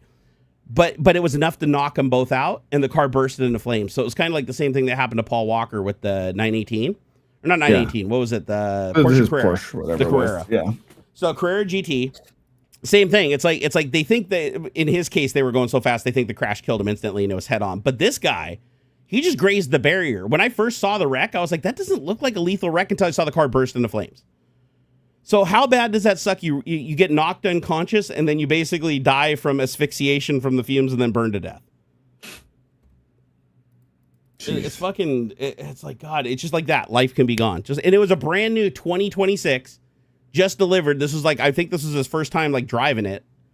2026 GTB Ferrari. Like, I'll tell you what, I'm not in, I like Porsches and I like Ferraris and shit, but I swear to God, these cars burst into flames if you look at them wrong. It seems like lately. I mean, it's like, I don't know what they're doing. I don't know if it's because it's a mid-engine thing, maybe. Like I don't know, you crash into something and it's like you got all the heat from the engine back there and the fuel tank's right there next to the engine or whatever, but it seems like all these fucking mid-engine supercars, especially Ferraris, they just catch fire if you look at them wrong. Play stupid games, win stupid prizes. Sadly true. Sadly true. Lost YouTube ham radios Elmer W6GL today. Jim Heath. I don't know who that is, but that's really sad. Maybe we're talking about the same guy. Yeah, I think we are talking about the same guy. Wait, the ham radio guy or somebody else? No, the Call of Duty guy. Vince okay. Zampella. Okay, that's the guy you also. I think we're thinking of the same guy. Oh, and then there was in more streaming news or whatever, but there was this old lady, this gaming grandma. She passed recently. What was it? There was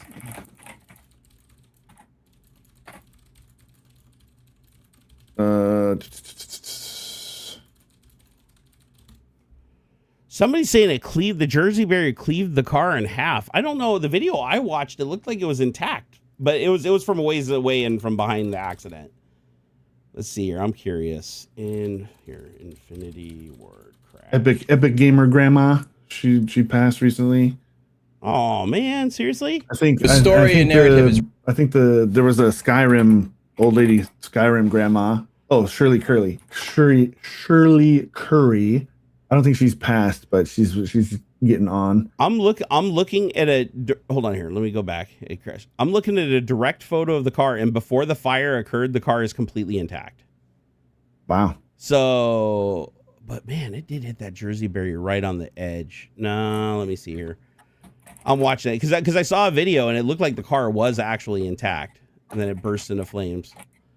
No, that's super fucked up. No. You're right. That doesn't look very. But the monocoque completely intact. The carbon monocoque's completely intact. I don't see a fucking airbag. Is there seriously no airbag deployed when this thing crashed? Hold on here. This is fucked up. So I only watched the one video this morning because I had to get upstairs to start the stream. But I'm looking at a picture right here at the end of the tunnel, and it looks like, I mean, the car burst into flames, but it looks like the monocoque's completely intact. But I don't see any airbags. Like there should be airbags out the side, airbags out the dash, airbags. Well, I mean, some of these race cars probably don't even have them. No, they definitely have. They have to. You can't sell a car here in the United States unless it's a kit car. Yeah. You can't sell it without having all the safety measures that are required by law.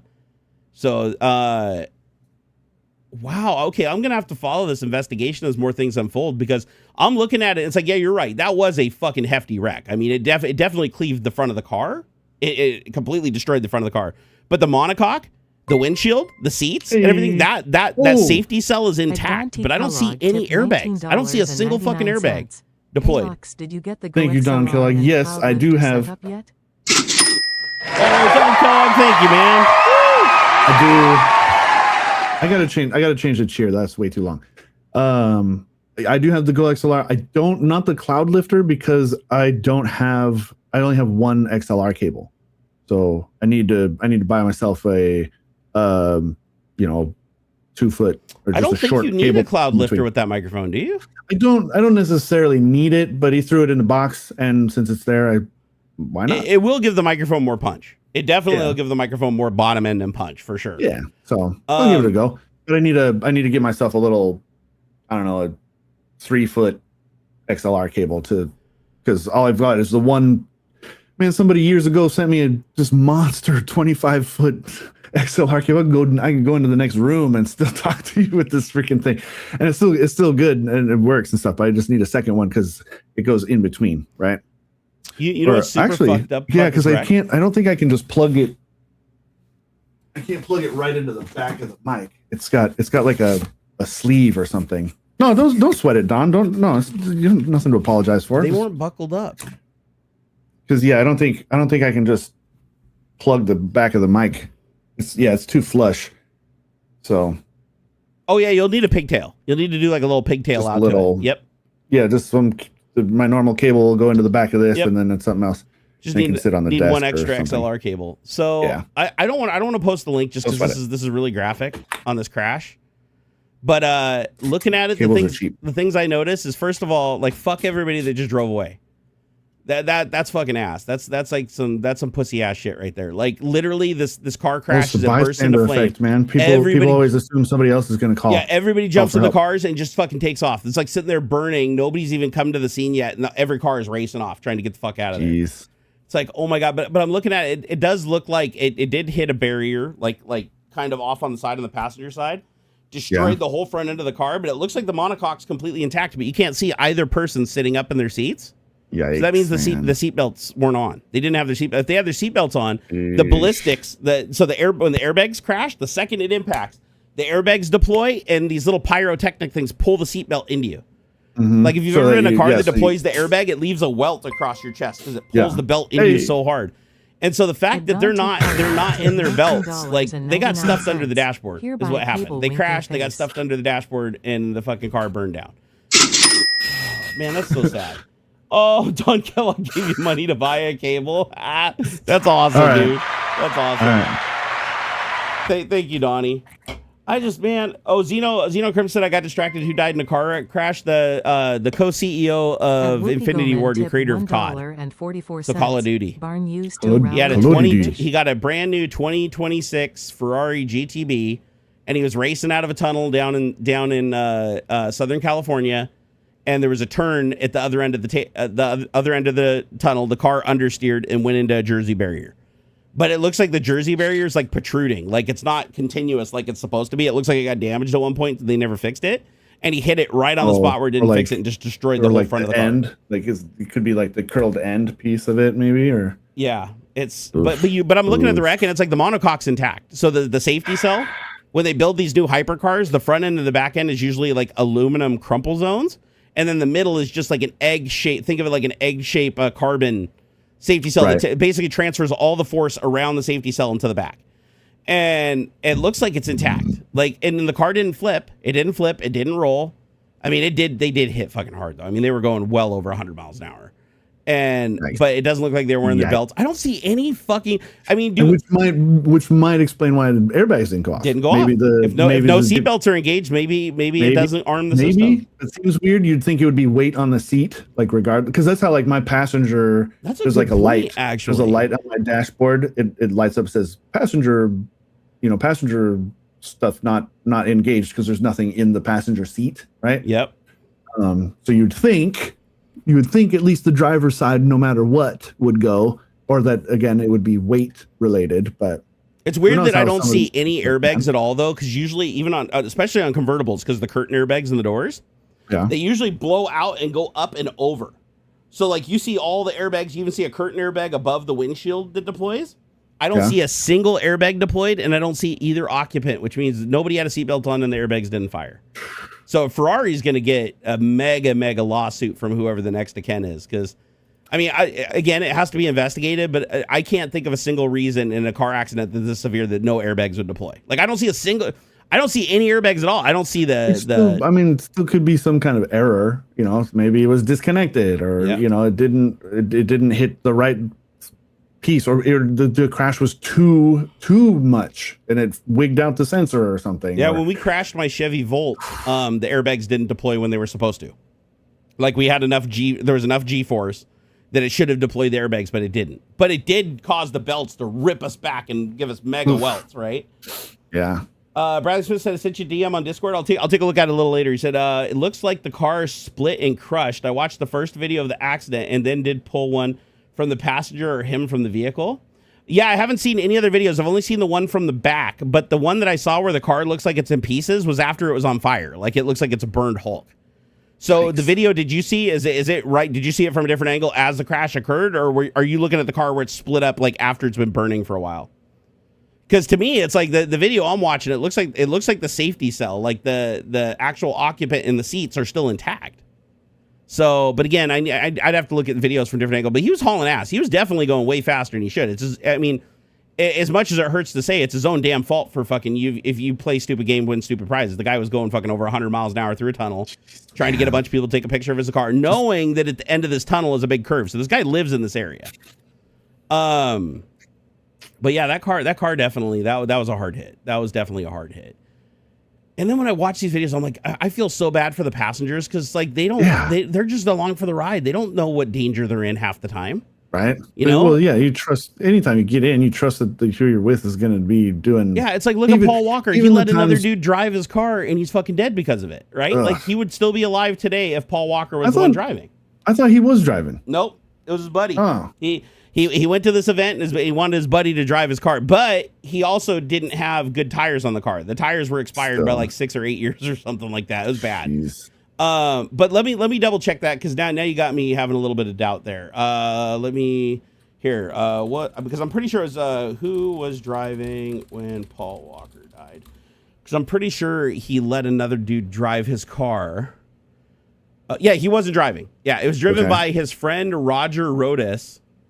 At the time of the crash, Rough. 38 years old. It was a 2005 Porsche Carrera GT. With, by the way, those cars, they're amazing, but on the other hand, they have some really bad recall problems. Like, well, and it's literally a race car though. Like that's like pro status stuff, man. You shouldn't like. There's a major flaw with that car though. The daily driven exotics actually exposed on accident, and they're lucky that they exposed it when they did, because they'd be dead if they were freeway speeds. And that is the way the suspension works. It's this weird inboard F1 style suspension that's on the Carrera GT. But there's one bolt. There's one bolt that if the nut comes off the top of that head, the entire suspension collapses under the car. Like completely. Like there's nothing. Normal cars have like fucking springs or something to support. Like if something goes wrong or a bolt comes out, there's still something supporting the system. There's nothing. In that GT, there's one. It's like the Jesus bolt on a helicopter. It's like if that fucking thing goes, you're done. Like there's nothing you can do about it. And then the more I read about the Greg Biffle crash that happened a couple of days ago, it sounds like it might have been pilot error. Oh, geez. So they definitely had an engine go out. Like NTSB said that they think that one of the engines went out on the aircraft, but it's a twin engine and it was designed to be able to climb with one engine. But you had to know what you were doing. You had to know exactly like what angle and be very patient. And it looks like they weren't patient with it. They freaked out. The motor died and they tried to get back as fast as possible. They did a turn. They lost too much altitude. They couldn't get it back at that point and they crashed. Yikes. So if they had to just kept going forward and just kept gently climbing and gained a bunch of altitude and then turned back and went back to the airport, they probably still be alive today. Damn. I mean, you can always say after the fact, hindsight's 2020, right? But and in that moment, you got to think fast because you're like, shit, what if they couldn't climb? What if that other engine also was starved of fuel or had a problem? But it's just sad to know that it's like, you know, you look at the flight path and it's like they flew for like 10 minutes or like 5 or 6 minutes. They turn around, they do this big swooping turn to come back to the airport after they didn't even call Mayday or emergency or anything because I think they were so caught up in the moment, like they didn't think to communicate it. They're like, shit, we just got to focus on saving the plane. And they turn around, they start coming back towards the airport, and then they fall 1,000 feet short of the runway. And then the plane plows through all the shit, trees on a golf course and everything, and then pops up on the runway and rests on the runway on fire. So it's like, God, it just all, you know, when you look back on shit like that, you're like, God, if they had just done that or they had just done that, they'd probably still be alive today. I mean, that's why you want a twin engine, you know, anything. You got a redundancy, right? Helicopters are the same way. It's like the helicopters they use for like search and rescue and stuff. Those are usually twin engine helicopters. Oh, bless you. Thank you. They're usually twin engine helicopters. So they can lose an engine and on one engine still limp back home. You know, it's like that's a safety feature. And same thing with the Cessna. You know, it was a twin engine and it was rated to climb on one engine.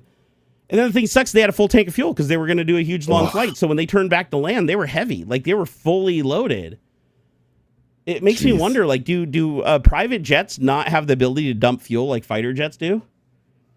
Because like I imagine a small plane. No, probably not. Yeah, like did you know most airliners can't even land fully laden with fuel? They can take off, but they can't land. So sometimes, like if they get to a place they have to land for an emergency, they'll just fly in a circle and burn up fuel so that they can land safer without damaging the landing gear. Yeah, because like if it crashes or something, you don't explode or whatever. Sure. Yeah, it's so weird to me that you'd build something. It's like, yeah, you can take off with all this fuel, but you can't get down if something bad happens. Well, I mean, the assumption, of course, if you're taking off, your assumption is you're going to get to your location, right? Yeah. Right. And you always want more fuel than you need, so that if you get there and there's a landing pattern, you can delay it and fly in circles. Yeah. But yeah, this has been a rough year for deaths, man. I've kind of lost track. Like seriously, it's like give me a list of all YouTubers and celebrities that died in 2025. Let's see, because I mean, I feel like it's a lot. I feel like this year felt like extra encumbered, like with deaths and losses of people. So Chris O'Donnell, Ashley Burney, I don't know them. They did comedy skits on YouTube. Haley Okula, Michaela Rains, Tanner Martin, and then from US Weekly Influencer Memorial List, there's Trig Kisser, son of Emily Kisser. I don't know who that is. Yahoo Influencer Obituary said Stephanie Piper, a beauty influencer and singer. She died in November. Let's see here. Oh, the search results only list influencers, not traditional celebrities. Why? I literally asked you to give me that. Here, give me a list of all celebrities, traditional, regardless of celebrity status. Household names. Here, let's try household names. Maybe that'll do it. Okay, let's see. Robert Redford. I didn't know he passed away. Yeah, Robert Redford. Diane Keaton died. Oh man. That sounds familiar. Michelle Trachtenbach, the Buffy Gossip Girl actress. Oh my God. Malcolm Jamal Warner died? What? From Cosby Show? Val Kilmer, I knew died. Ozzy Osbourne, I knew died. David Lynch, I didn't know he died, but creator. Oh yeah, that was earlier the year. Yeah. Gene Hackman. I actually already thought he was dead. Rob Reiner. That was crazy. The Rob Reiner shooting. Yeah, oh my dude. God. That was not shooting, recently. stabbing. Yeah. Like, fuck, dude. Oh my God. Being stabbed by your own son. I can't even imagine. That's got to be like the fucking worst of the worst that can happen. Jeff Biena, husband of Aubrey Plaza. The Vivian, winner of RuPaul's Drag Race UK. Leslie Charlson from General Hospital. Lynn Band from Bling Empire, New York. And then from Fox 11, Pat Finn, an actor on Friends, Seinfeld, and The Middle. Rachel Carpani was an actress in NCIS, Los Angeles. God, this is a long list, man. Let's see who else we got down here. Actors, and that's not even including like here. Yeah, give me every influencer in 2025. This is just wild. I didn't know half these people. Honestly, I didn't know half of those people I just ever did. Yeah. Like Diane Keaton. I didn't know Diane Keaton died. How did I miss that one? Fucking, I grew up with Diane Keaton. Let's see here. Tanner Martin, Ashley Burney. I'm trying to figure out if I recognize. I don't recognize any of these YouTubers though. Like Adam the Woo. Who's Adam the Woo? I've heard some people have said that in the chat. I don't know. Oh, okay. So Stephanie Piper, Ben Bader, a finance lifestyle creator. Let's see. Joshua Backledge, John Crawley. Let's see, who else do we got here? I wish you would just give it to me in a list. It's like breaking it out into like a bunch of different sections and everything. Here, what about Twitch streamers? By the way, I know it didn't list Lamar Wilson. So the data that they have is this proves the training is behind the curve for sure. Boo. Let's see here. Valeria Marquez was a TikTok and Twitch streamer. They died this year. Gene Pormanov. Again, don't recognize that. A VTuber named Alexia, like Alice IXIA, Alexia, died November 26. Organ failure related to cancer treatment. Oh, that's sad. Bummer. Yeah. That's fuck, man. Well, rest in peace to everybody on that list because, man, 2025 was a shitty ass year. Rough. It was a rough fucking year, man. And I'm done with it. And I really hope that we can pick some shit up in 2026 for sure. Because I cannot have another 2025. I don't know about you, but I cannot handle 2025. Nah, man. Nah. Dude, I know 2025 was rough for you too, bro. Like, I know. Whoopi Go Man, thank you for the $1.44. He said, Barn, you still rally a Dirtfish? No. Bro, dude, I'm like $398 right now. I couldn't fit in that car if I wanted to. I barely fit in my own STI. But if they had an open day out there, if they did like an open rally cross day out there where I could bring my own car or whatever, I'd go do it. That'd be fun. It's actually not a super expensive hobby as long as you got a car that's good and reliable because you can go out there and do like 3-4 runs in a day, and it's like I want to say the entry fee was only like $50 or $60. It wasn't super expensive. Oh, nice. Yeah, that's not bad it's actually a really good deal. Bradley Smith said no Cessnas and most small private jets cannot dump fuel because of the lack of specialized systems. Oh, that sucks. I mean, I'd understand why they wouldn't want them to do it. Like, you don't want them, regular pilots just dumping fuel over civilian areas and shit, especially at low altitude where it can't disperse. But still, if it's a matter of life or death and they need to dump the fuel to get light to gain altitude, that seems better than just crashing into a bunch of shit and blowing up and all the fuel burning, right? Like, that seems like the worst outcome. So it almost seems like that should be a thing that like you can do if it's like a Mayday situation and you have to gain altitude, you should be able to jettison fuel. I know fighter jets can do it. Like fighter jets do it all the time. Like if they come back heavy and they need to land on the aircraft carrier and it's like dicey and shit, they'll dump a bunch of fuel just so the landing gear doesn't collapse and they strike the deck and slide off the end. Shika Dance like, oh my God, I finally got you online. Yeah. I know it's been a while, man. It's good to see you. Hey, can you hold down the fort while I go take a little pee-pee? I guess I'll try. Go do my little midstream pee-pee. Sure. Not old I man live Vlad. in use Nano Banana to put my car driving on a rally. Oh, cool. Can't believe we'd be Betty White, yeah, right? Let's see. Just see questions here. I know somebody was asking me about GeForce Now. It seems okay. Like Xbox Game Pass kind of thing. And if you got good internet and stuff, why not? With the Amazon Prime account, you get access to Amazon's streaming video game thing, Luna. And it seems to work pretty well. I played a few minutes of Indiana Jones and the Great Circle. Seems to be just fine. You guys see that fighter jet that was unmanned and barely missed buildings, climbed 8,000 feet, plunged straight down without a pilot? Holy cow. That's weird. Like an autonomous or something, or did somebody bail out? I'm back. That was fast. Yeah, dude, I actually pissed quite a bit. Wow. I gotta drink more water though, because man, I'm pissing Cheeto flavor, Cheeto color. I'm feeling a little dry myself. Well, shit, let's do some AMA stuff. Let's AMA Sure, this bitch. Yeah. I was going, everybody in trying chat, to go back over there. if you want to ask either one of us a question or both of us a question, Yeah. go ahead and fire it off in chat. And we'll try to get to as many of them as we can. Yeah. Let's see here. There was a plane Turn the that had scroll a past. pilot emergency. Oh, that was badass. That self-landing jet. First time they've used that system. So there's a system you can install on Garmin where if you're a passenger on a small jet or a small airplane, if it has this system, you just push emergency. Like if the pilot becomes incapacitated or whatever, you just push one button. And the plane literally calls air traffic control, negotiates what airport to land at, what it follows the air traffic controller's directions, interprets them, everything, and comes in for a safe landing. And stops in the middle of the runway safely and saves you. And they just had their first non-test, like actual emergency situation where it functioned perfectly. Cool. You also getting wrecked with gas prices. They're not unreasonable. They're right around what I've felt like. I don't think it's like They're precisely 3 cents lower than they were last year, but at their height, they were like 12 cents or 20 cents higher than they were last year. I was like, depending on where I go, it can be anywhere from $3.99 to I saw one spot. It was like a pilot, truck stop kind of place. Yeah. It was like 309 at there. For regular unleaded? Yeah.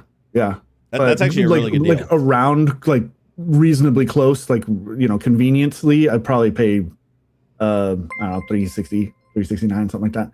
What beard oil do you use? I don't. Kellogg tipped $1. No beard oil. I know you did get your beard oiled once when we were at a PDX land. I have some. I have different balms and stuff. I don't like it on my hands. I'm also just, like that. I don't like having greasy, drives oily me things nuts. on my hands. Lotions too. Like Yeah. I'd do a little bit of lotion like on my face and stuff to try and keep my head from being too. But then I immediately wash my hands. I can't. It drives me fucking nuts. Coyote said, "How are grocery prices near you guys? Not great. not great. Depends on what you're buying, but coffee is way up, dude. If you're a coffee drinker like me, it's like that's. I think that's the one I've noticed the most. Yeah, and it's up like 20 to 30%. 20 to 30%. Beef in particular is outrageous. Fruit's been more expensive. Most of the meats. I don't eat a lot of beef. Chicken's been reasonable. Eggs finally came down in price, eggs but they're still nowhere. They're still not where they were though. But reasonable. Like I'm not like reasonable. Oh my God. But like across the board with like the whole grocery bill for like a family, right now we're at about 15-20% higher than what it was. Still, and that's not the high. That wasn't the peak. At least it's coming down a little bit. I was a little surprised. Like, it cost me. I miss Yatu. 150 maybe for a couple weeks, and that's just me. You know where I have noticed prices going up dramatically though is fast food. Yeah, fast food has gone up a huge amount. Like literally Quiznos, they have sandwiches on their menu that have more than doubled in price. Yeah, Mexican food that used to be $12 is now $24. Like it's double the cost. Chinese has gone way through the fucking roof. Burgers way through the roof. The only fast food that stayed reasonable, in my opinion, is pizza. Domino's. Oh yeah, Domino's somehow has kept their prices down for the most part. Yeah. Pho is still a good, still good price for me. Yeah, Will we go, man? So, Barn, do you regret $25 downgrading from HD800s to HD600s? He's talking about our headphones. Oh. No, and I'll tell you why. If you've ever owned HD800s, they are gorgeous sounding headphones, but you're not going to drive them with a Rode mixer. Like they are very particular headphones that need a very particular amplifier. And plus, they have a they're extremely open back. Not just open back, they're extremely open back, which for streaming sucks because the microphone picks up everything out of them. So yeah, no, I don't regret the downgrade. But the irony is, I actually gave my HD800s as a gift to my audiophile friend Adam, and he's the one that bought me the HD600s later on. So it's kind of funny. It went full circle. Nice. Like I gave him my best headphones, and then he gave me the HD600s, which I never owned before. So it was like a headphone that I was really excited about. He'd get me the 650s. That time I was like, oh my head, because I rocked the DT770s forever, and they're like closed, and people sneaking up on me all the time. Yep. And so now these are open. What I love about these, they're open, but they're not too open. Yeah. Because like a lot of open backs, my microphone picks them up no matter what. Yeah. These, they throw enough of the audio out, like just near field. It's out there, but it's not out there. Like my wife doesn't like hear these when I'm playing music. Right. So she doesn't hear it really loud. The HD800s, it's like if you were inside the headphone and outside the headphone, the same distance, you heard the same sound. Like it was literally the same sound in all directions. Let's see. Have I seen Pluribus on Apple Plus? That's a great show, by the way. If you haven't seen Pluribus, I've heard it's good amazing. things. Dude, watch it. It is a great and very unique story. I don't think the story has ever been told. I should check that out. So I saw somebody saying too, are GPUs going to go back up? I think so. Oh, for sure. Especially consumer cards. And not just GPUs. All computer parts are going to go up because we have very few computer parts manufactured here in the United States, if any, really. Tariffs hit them. We pay the tariffs. That's an import tax. True. So that's there's really no way around it. Well, I think some of that's already been in place. So and there's probably some exemptions for, like Intel and AMD. As far as I know, every tariff kind of thing. As far as I know right now, every tariff from South Korea, China, and Japan are higher than they were at any other point before Trump. So like the general tariffs that we did have in place on them for certain very specific things, he put blanket tariffs in place because he's lazy. He just tariffs everything in an entire market across the board. And then if somebody kisses his ring, he gives them a deal. So here's the thing. If the only cheap hardware you can expect is if they do something nice or give some award or do something for Trump, then he'll relieve that one tariff for that one company. But they have to kiss the ring. They have to kiss the ring and pucker up and suck on that butthole, and then he'll give them a little deal. And then that deal's not going to last either, right? He's going to want more soon, so they're going to have to keep it coming. Great example of that is the FIFA. If you watch the whole FIFA thing, right? Yeah. Trump banned FIFA from coming to some of the biggest markets in America. They created a peace prize. A football corporation creates a fucking peace prize that they just created out of thin air, and they hand it to him at a fucking little thing they do. To try to make it a big deal, and then the next day it's like FIFA's welcomed and he's advertised now they're going to come here to the United States and fucking play in all these big cities and stuff. So yeah, we literally live in like a fucking criminal country right now, like fucking I should say the most criminal it's ever been, because we've always had corruption on some level, but it's definitely the worst it's ever been in my lifetime by far. Yeah.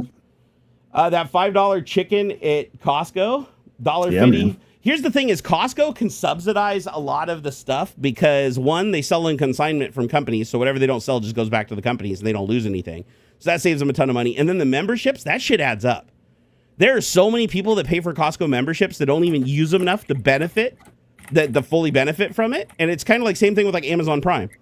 If you use Amazon Prime every day, it's a great deal. But if you pay for it for the year and you only buy things occasionally from Amazon, you're getting ripped off. Like you'd be better off just not getting it and paying the shipping for the occasional things that you get. LLMs are more intelligent than Trump at this point. Oh, they were from day one. They literally are from day one. Hey, those are Danish kroners. Old Broger giving us the 50 Danish kroners. He said, "Hey to you lovely people, Merry Late Christmas. You're awesome. Thank you." Danish krone. Did you see the unredacted Epstein files? Did they leak unredacted Some Epstein files? I haven't seen any unredacted stuff yet. You could literally just open the PDFs and copy paste. What I wanted to do is I wanted to go pull all the documents from all the different levels, even like the second tier documents that leaked that weren't supposed to get out.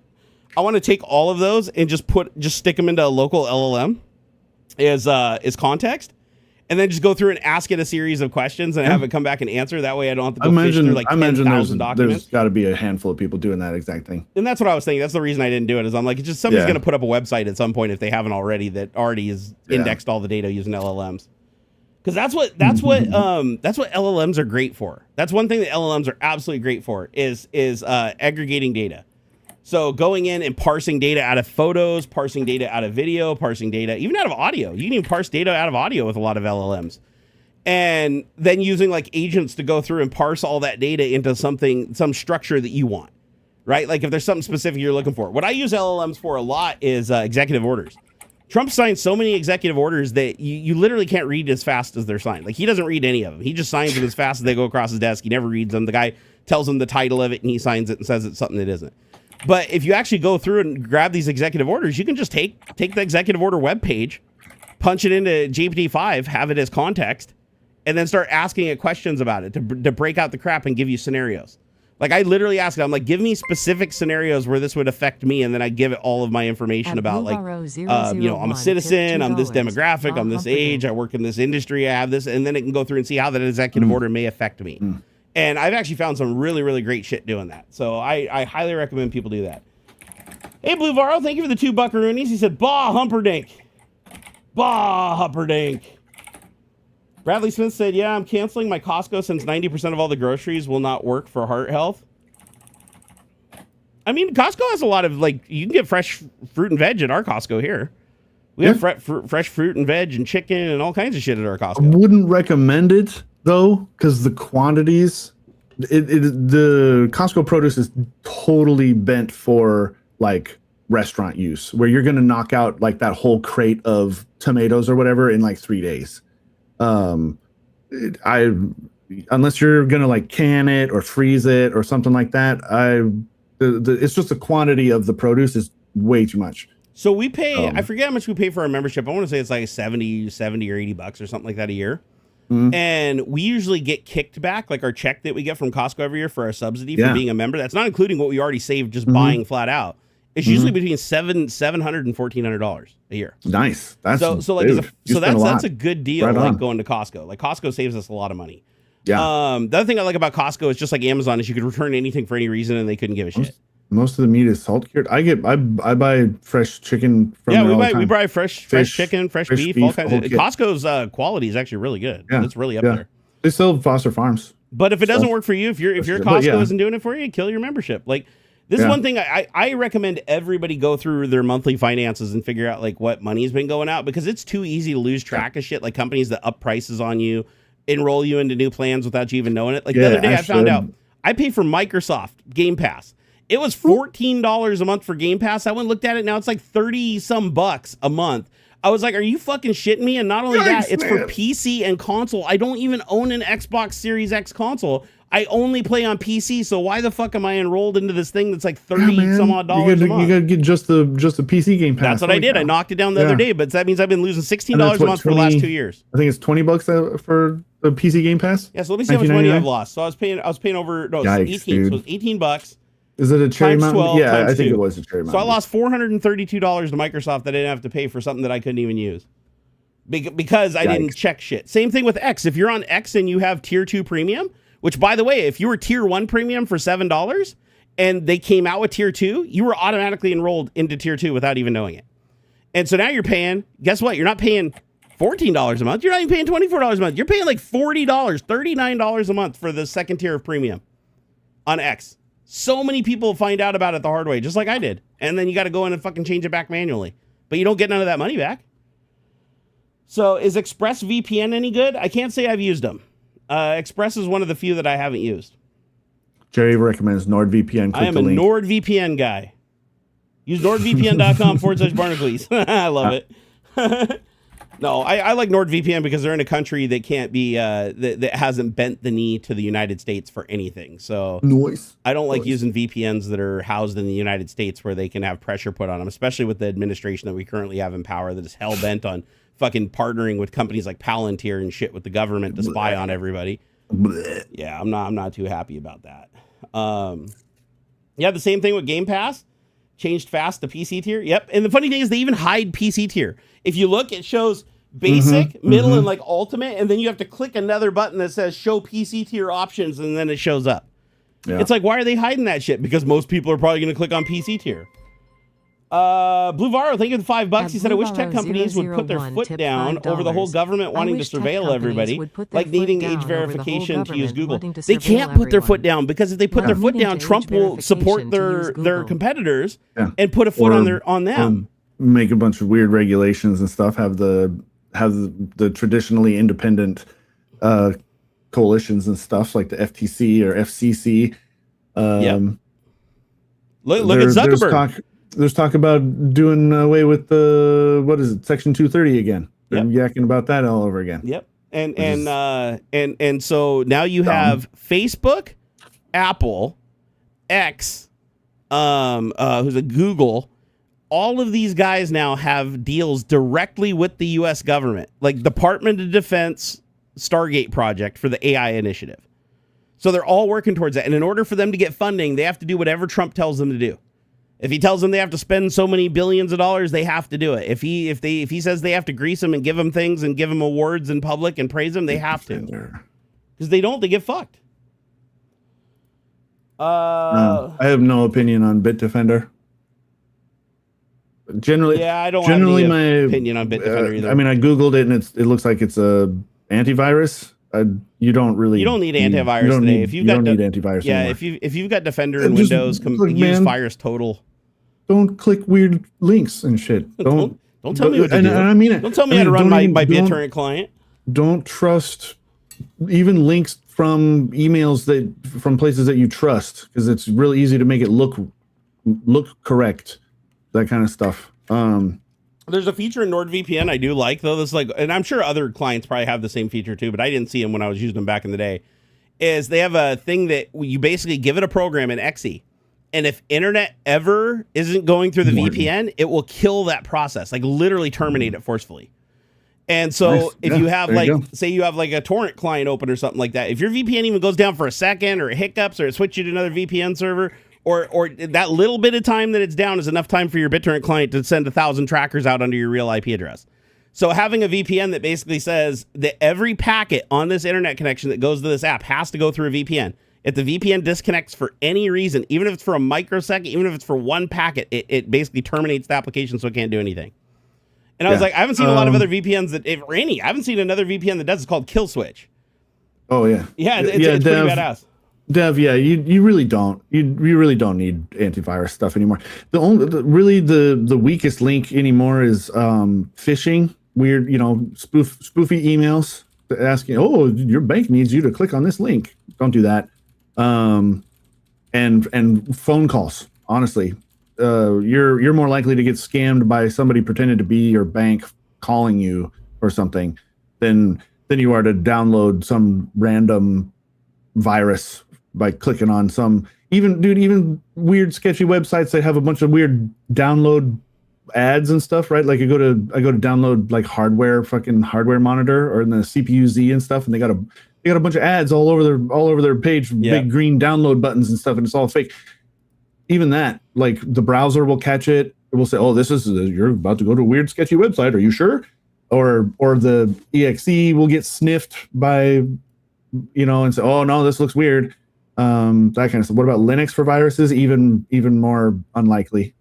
Linux honestly isn't a huge target because their market share kind of protects them. It's not that you can't get a virus. You absolutely can't get a virus you can get a virus on Mac OS, but Windows is the big target because most desktop computers run Windows, so that's what they target, right? Well, yeah, they're not going to put the effort into it. Exactly. So, and what I do in general is if I download anything from a questionable source and I'm not 100% sure, like literally like MD5 hash, I know this is good. I run it through VirusTotal. Yep. I just open a VirusTotal, dump it in there, let them look at the file, and then come back and give me a report, because VirusTotal does an insane. It basically throws every antivirus in the world at it.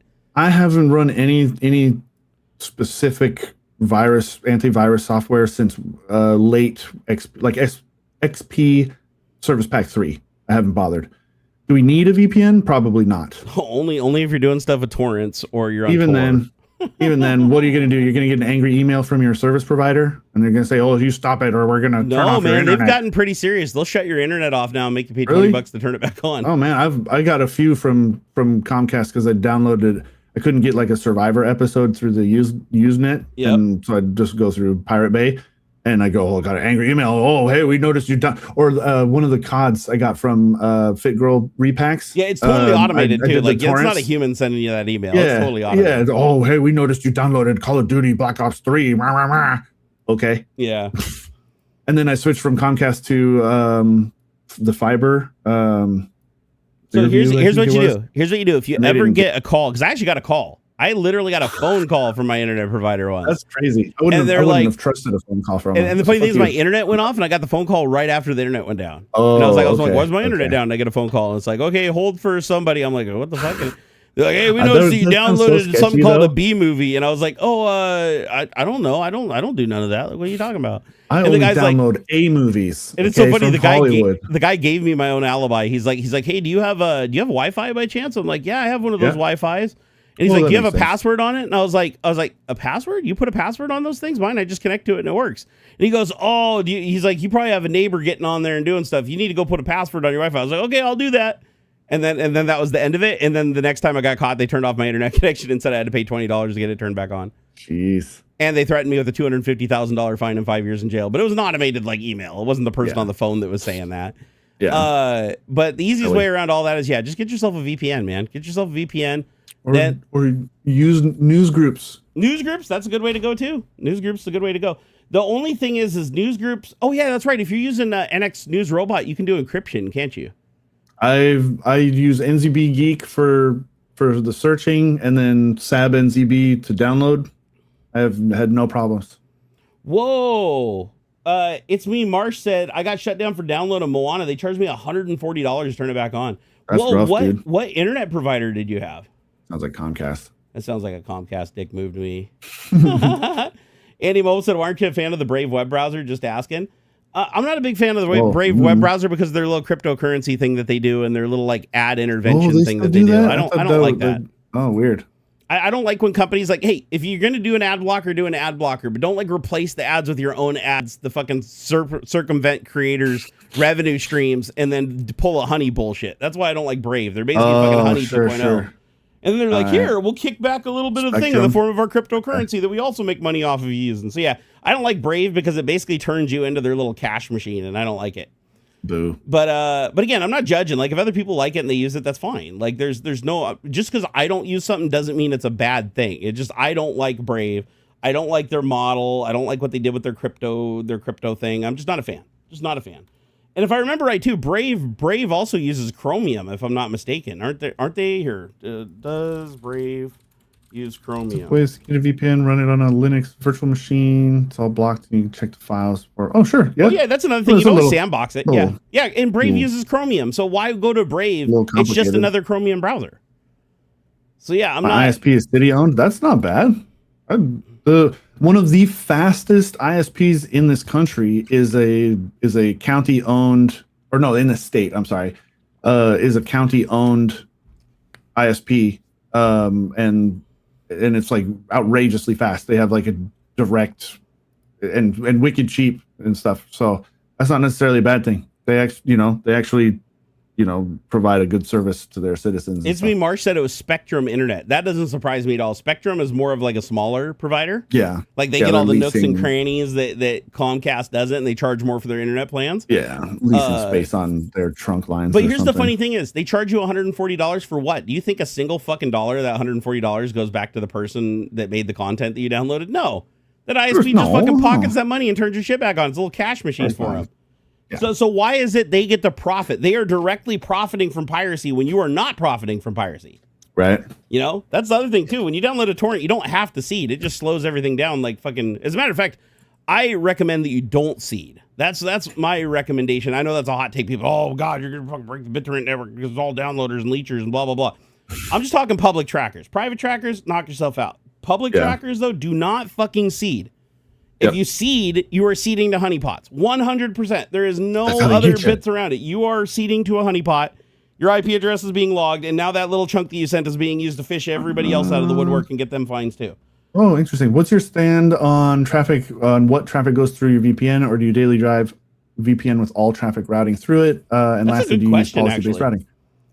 That's a good question. I bet Jerry has all of his traffic goes through the VPN. No. Surprisingly, no. No. So surprisingly, right now, if I open up NordVPN here, let me open it up. Go to settings, and go to split tunneling. If I look under split tunneling, let's see, where is it? Kill switch, split tunnel. So Explorer EXE for all the local LAN stuff connected. I don't have that go through the VPN because obviously I don't want to go out through the VPN and back into my LAN, right? Oh, sure. So I do that. I also have I disable it for my web browser because I actually have a web browser VPN plugin so that I can actually do a VPN just for the browser per tab. I can have a different VPN. So and then I only use the VPN. I don't use the VPN when I stream anymore because my internet provider now has full DDoS protection built in. So I haven't had a single DDoS problem since they enabled that. And I think it's Cloudflare anyway, so it's like, it'd be a waste of time for me to do it for like live streaming. Where I do enable it though is anytime I use Tor, it's enabled because people are like, oh, Tor's already, no, Tor can be tracked. Tor has a lot of flaws in it that allow it to be tracked. So you definitely want to be double bagging it through a VPN and Tor if you're using Tor for anything. Doesn't matter. Even if you're just going to like read stuff, shit is tracked on Tor. You don't want to be tracked on Tor. Any BitTorrent stuff that all goes through VPN, but I also have a special setting for it. I use that kill switch feature. So under kill switch, if the client is running and the VPN is disabled, it cuts all internet traffic to it or kills the process. So that way you don't run any risk of like, VPN turned off or NordVPN client crashed or internet reset and you got a new IP address from your ISP or whatever and it's taking a little while to connect to the server. If any of those things happen, it'll prevent that app from broadcasting anything outside of going through the VPN. It can only route through the VPN. So yeah, I do have, and I don't run it. I could run my entire VPN on my house by just putting it on my router. Like I could just go to my my Ubiquity router and put in the what is it? I can do NordLynx, which is the fast VPN client protocol. But I can put it on the router, and then everything in the house would just go through the VPN 24/7. And honestly, I really don't know why I don't do that, because when I run a speed test, the difference between VPN and VPN on is 1 millisecond lag and only 10 megabits out of 1,000. Nice. So it almost, honestly, all the shit that I do to try to like maintain two different things, I might as well just put it on my router and just have it permanently go through the VPN. So that would probably be the easier way to, but I'm not doing it the easy way. I'm putting the clients on all the computers and routing per app and everything like that. And you can also do custom, more fun. Yeah, you can do custom routing in Windows too. Like you can go create your own routes and stuff. You don't want to use like the kill switch feature or split tunneling, but I just like try to use everything that's in the app so that I don't have conflicts. Let's see here. So you only use the VPN locally on that computer, not set up. Yeah, correct. Like my VPN, the only two places I have the VPN that I use it regularly is on my laptop and on my main computer. My two Linux boxes that I have behind me, those don't go through VPN because I want those actually connectable external through my real IP address. And then the computer that I have in the bedroom, actually no, the computer in the bedroom I do have on VPN. So that one's on VPN too, my like HTPC gaming machine in the bedroom. But like my wife, she doesn't use the VPN because she just doesn't like the complexity of having another app on there and like turn it on and off. She doesn't really get it. So it's like she doesn't need it. She doesn't do anything that she needs it. And then of course Xander, he doesn't do anything he needs it either. So he's not going through a VPN either. So I'm sure my internet provider is probably like, why are there 5,000 Pornhub connections from this house? It's like, I don't know, maybe there's a 15-year-old boy living there.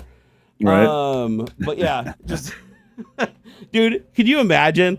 Like today, like when I was a kid, I remember I used to be on like all the BBS's lying about my age, downloading all the porn pics out of like the, using C modem and X modem protocol, and it'd take like 10 minutes to download like a 640 by 480 image. One image. Yeah, we were one little nudie or whatever, and it's like 256 colors and using rasterized fucking graphics.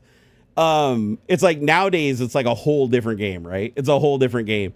But the cool thing is I can track everything through Ubiquity. Like the Ubiquity router is like really, really good about separating out traffic. That's one of the reasons why I don't have a VPN on my son's iPad, because without the VPN, I can actually track everything that goes through the router. Like every outbound connection and everything I can log.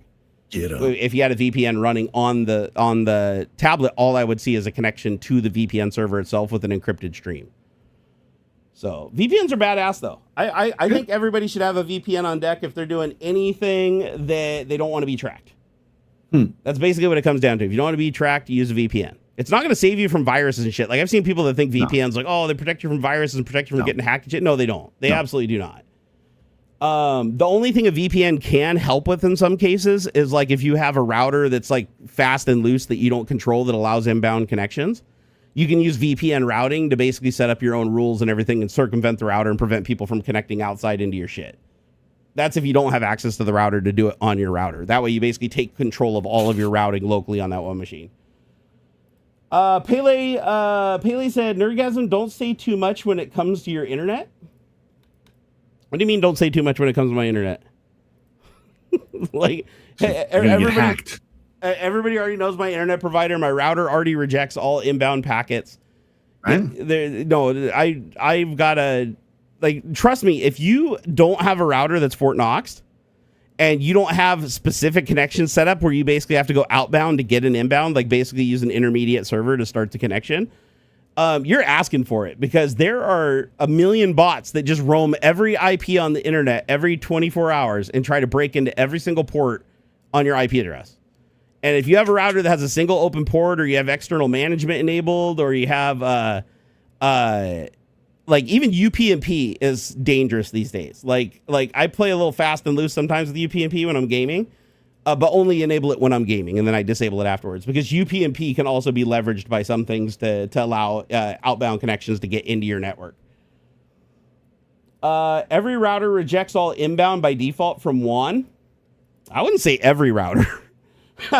I wouldn't say every router, but you are right. Today, most routers do reject by default because there's so many people that would just hack in if you didn't.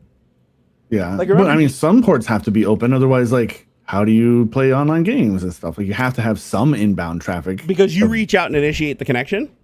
Okay. So that makes sense. The way that works, like with UPnP or whatever, is like you can go out and ask the server and say, hey, I want to talk to you. It answers the connection. And then once the socket's connected, the data just comes back and forth through that path. The router is no longer intervening. So you initiate, and that's why I'm saying like if you want to do like remote desktop, instead of just opening up a direct port to direct IP or setting up like a DMZ or whatever on your router where it's like, oh, I can connect to every port on my computer by just going to my IP address. You don't want to do that because somebody could find a vulnerability on a port, on a service that you're running or an app that you're running and get a leg in on your network. The better way to do it is if you want to connect to your computer remotely is use a server that reaches out to you. So instead of you trying to connect to the IP address and port, you connect to the intermediary service and say, hey, I want to connect remotely to that thing. And then it establishes the handshake coming from your computer to the other person. And that generally is much more defensible. Not every router, from how it sounds, some TP-Link routers let everybody in. Dude, TP-Link is on like the shit list of the US government. Apparently TP-Link isn't even allowed to be legally used by any like government internet services or any government because I guess they're seen as unsafe now. I don't know. I've always just been cheap. Where do you route your DNS? That seems to be a weak point. Have you tinkered with Unbound? I haven't used Unbound, but for my DNS, I use encrypted DNS.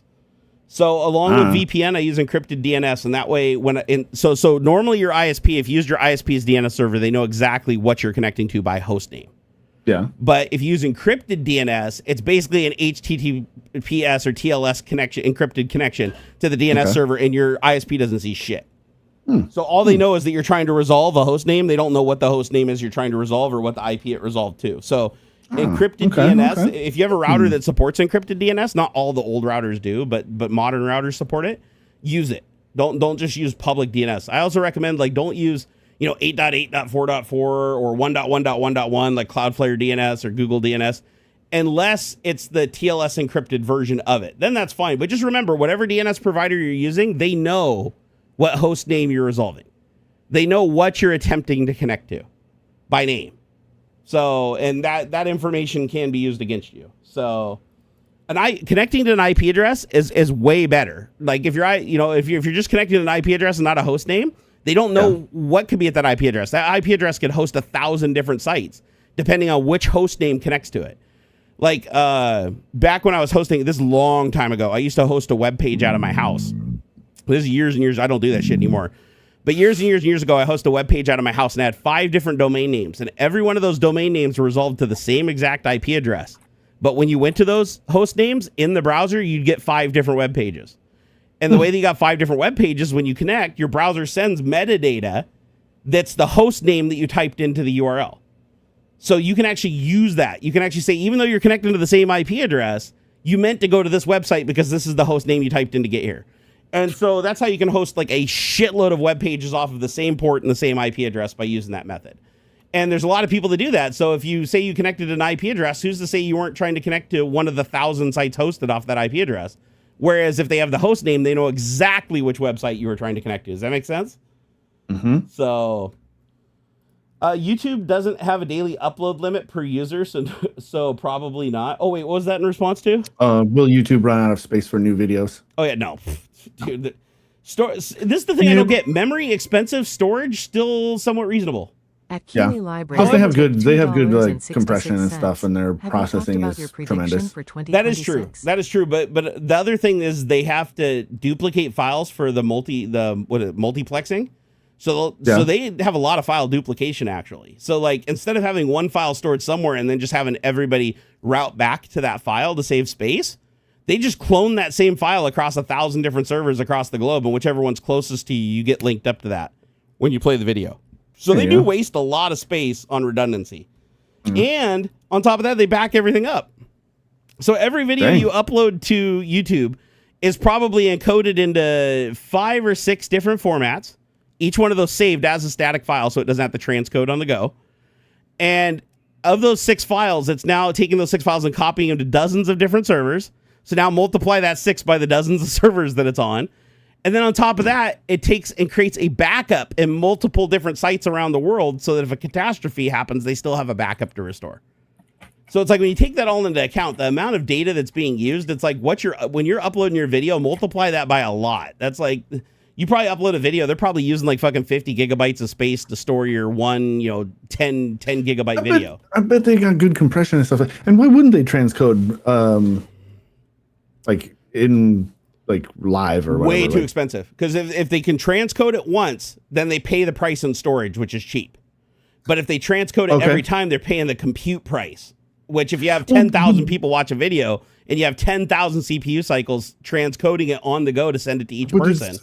The YouTube uses that A1 encoding now. So it's like super low. I'm pretty sure YouTube supports multiple different encoding types to stream to multiple different devices. But I think on there, like, or at least I think it's at upload. When you upload something, it gets processed with the A1, right? Because for a long time that was a big reason why some people were live streaming on YouTube, because Twitch wasn't supporting the A1 transcoding thing or whatever. And it had to do with like the graphics cards that Google was using in their data centers. Interesting. So I got the data right here. It says YouTube keeps the original upload. So when you upload a video, even before they transcode it, they keep the original. So if you upload, that's what it was. If you upload a raw video, to YouTube, they keep a copy of your raw video, even though they never serve that to anybody. So it says, and then the steps are it creates the re-encoded versions. That's why it takes time when you upload a video, like for the other types. And it says, here's the resolutions and formats that it encodes your video to upon uploading. 144p, 240p, 360p, 480p, 720p, 1080p, 1440p, 2160p, and 4320p, but only if your video's top resolution. It only goes up to your video's top resolution, because otherwise it's just wasting bandwidth. Yeah. And then it says, for each resolution, it encodes a file in H.264 AVC, VP9, and AV1, which is the more increasingly common variable. So all those resolutions, plus multiplied by those 3 codecs, and then it says it's stored in multiple data centers across the world, replicated for redundancy, and it's cached on the CDNs for fast playback. So yeah, when you're uploading a video, like you're literally multiplying the storage of that video by a lot. Their storage must be massive. Crazy. It also says that it encodes separate audio in low and high bit rate with separate audio tracks for adaptive streaming. So it's got to be some compression though too, like not just the encoding part, but like some sort of storage compression as well. It actually answered that. So check this out. It says, okay, so here's the short answer. When you upload a video, multiply it between 5 to 20x, depending on the size of your original file. And it says, why so much? Because YouTube stores the original file. It stores 10 to 30 plus encoded versions of that file. It says it also encodes audio only versions. So it even creates an MP3 basically that's no video. And then it has redundant copies across data centers. So it says if you upload this is an estimate. So if you upload a 1 gigabyte 1080p video, right? The original uploads 1 gigabyte. All the H.264 versions will be 1 to 3 gigabytes. All the VP9 versions will be 1 to 2 gigabytes. All the AV1 versions will be 0.5 to 1.5 gigabytes. So AV1 is serious compressions. The audio versions will be 0.1 to 0.3 gigabytes. And then the replication, at least 3 copies, gives you a total of 5 to 20 gigabytes. So when you upload a 1 gigabyte video, the storage is 5 to 20 gigabytes on Google's side. Oh yeah. Okay. So that's nothing. Guess how much YouTube ingests in a single day for videos on YouTube? Trillions of petabytes. 1 exabyte of new video per day is the current estimate. That's wild. Yeah. And then the exabyte is one step above a petabyte, if I can recall correctly. I think it is. Is that correct, Chad? So that's 1,024 petabytes. Hey, which Ian is 1,024 gigabytes. So Ian Hughes said he sadly uses TP-Link at his home. If it's older TP-Link stuff, don't worry about it. It mostly applies to the new stuff. Yeah, I mean, like when I worked at Fry's, 20 years ago, it was just cheap. I would always tell guys, because it would be on the weekly flyer all the time. You'd get wireless dongles and stuff or network cards for cheap. And I said, look, man. You can go ahead and buy this if you want, but I'm going to see you here in 2 weeks with the USB dongles would overheat. They would get really hot and you'd drop connection and stuff. I'm like, you're going to be back here in 2 weeks and you're going to come back and you're going to buy the Linksys one I'm recommending you anyway. Yeah. So, but I mean, and I'd warn people like, look, if you're just using it for like your laptop or something, sure, fine. But if this is going to be on like your main computer, don't bother. I've had good and bad experiences with TP-Link. Yeah. So I had a TP-Link aggregating router that was fantastic. It was the only thing of its kind where you could just plug 4 internet connections, four internet connections into it in one LAN, and it would load balance every connection in the house across those 4 and do link aggregation and all that shit. And I thought it was boss. As a matter of fact, I still have it. It's buried in my attic somewhere. But aside from that, the other TP-Link devices I bought were not good. I had a couple TP-Link switches that overheated like shit. The power supplies failed on them fairly regularly. Although I will tell you, the worst networking switch and hubs that I ever had were Linksys. The old style Linksys ones, the ones that were like that bluish purple. Yeah. Fucking the power supplies on them failed like a motherfucker. Like I had more power supplies fail over the years on those things than anything.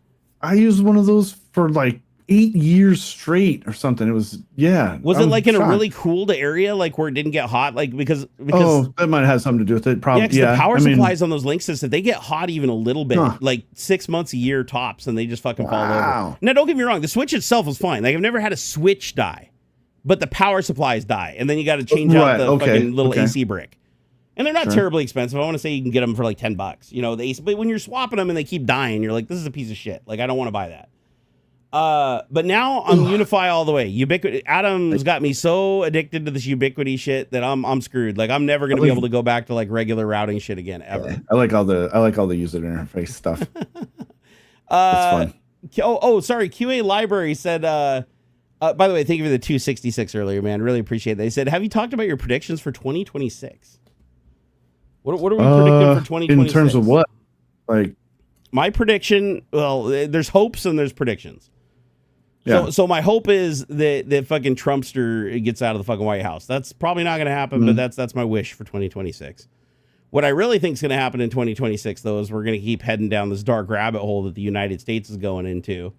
And, people like me are going to have to start worrying a lot more about their freedom and what they're going to be able to say and what they're going to be able to do.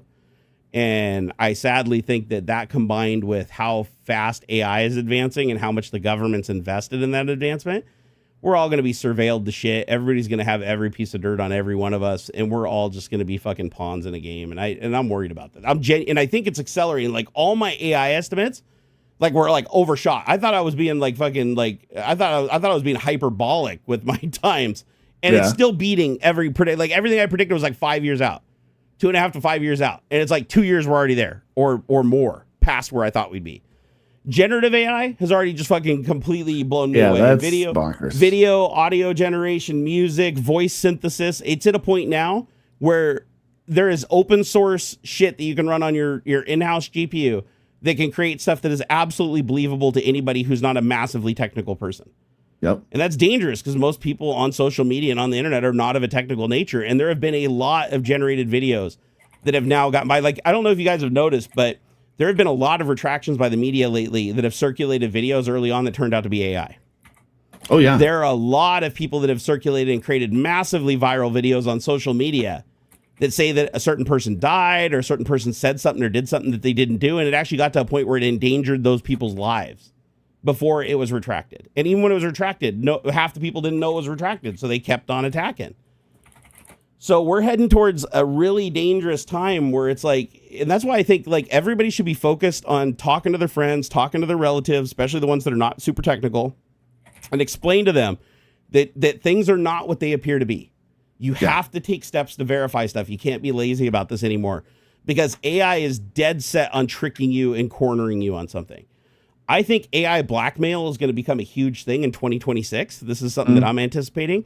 And I've already seen it happening in some cases where you have these bots that are going out and collecting data and pretending to be somebody they're not to engage with somebody who then becomes trusting of that person because they sound like them, they walk like a duck, talk like a duck, they look like that person, that they eventually get enough information from that person that they can then turn on them and blackmail them with to get money and get those people to do things that they want them to do.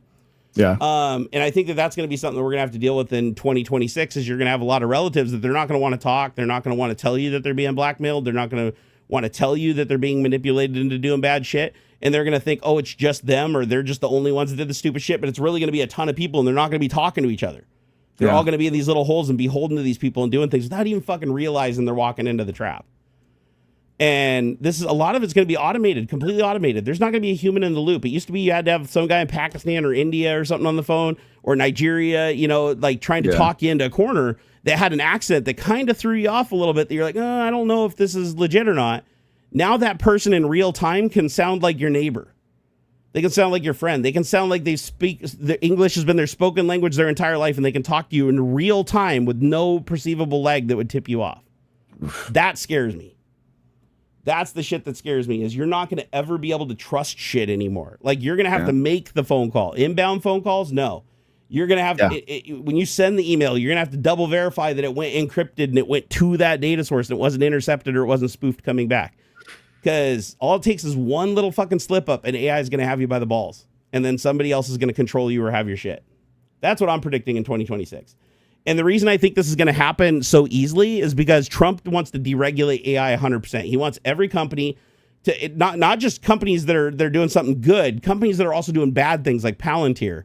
He wants them to be completely untied to do whatever they want and exploit AI to its absolute max capability to gather intel and data on people and manipulate people into doing what they want. That's what I think is in 2026. Like, I honestly already think we're past the point where we can ever have another fair election. I don't think there can be a fair election now with the state of social media and the way that AI is engaging and AI algorithms are manipulating people. I don't think there's any way that you can go and vote with confidence that you're voting for what you actually think you're voting for. And that's just now. I think that's going to get horribly worse in 2026. By the time you get to 2028, if we even make it that far and there's another election, I don't think it'll be possible for anybody to actually vote the way that they want to vote. They will be voting the way that they are manipulated to vote to reduce the stress and pressure on themselves in the moment. Oof, yeah. Yeah. So I'm scared. I'm scared shitless, guys. Like seriously, I don't have high hopes for 2026, but I just hope that some things are better than 2025 because 2025, this has been a fucking nightmare. Yeah. This has been a nightmare. Now we got like fucking Trump boats and Trump wants to put his face on the fucking mountainside. He's renaming Kennedy Center to Trump, but just Trump everywhere. Nothing's happening, but everybody's. I think the U.S. is going to get quarantined. I think we're going to. The funny thing is, we like created NATO, right? We're probably going to get kicked out of the fucking thing. Honestly, Everybody's cut us off. They'll just rename it to something else. They won't. Yeah, they'll just rename it and leave. Yeah, and I wouldn't blame them. I honestly wouldn't blame them. We're literally I want to apologize for my country because we are being absolute shitheads right now. Yeah. Our government is not representing the people. The whole point of our government in a democracy is to represent the people. They are not doing that right now. And you can tell because the fucking like MAGA is at an all-time low for support of Trump across all issues. Like all issues. He's like at an all-time low polling, even compared to like his first presidency, like at his worst. And so that tells you right now that he does not have the support to stay in office if the people get a true vote. Yeah. So they're not gonna. He's gonna make sure we don't get a true vote. He's gonna make sure that everything is plastered Trump. Our kids are fucking just told Trump is like the god that changed everything and made everything amazing. And every single thing that can be touched is gonna be like, you go with the flow, and then we'll let you stay alive and live your life. You don't go with the flow, we're gonna make it hard. It's the whole we want to do it the hard way. You know, the good and sadly a lot of people are gonna have to cave just for survival.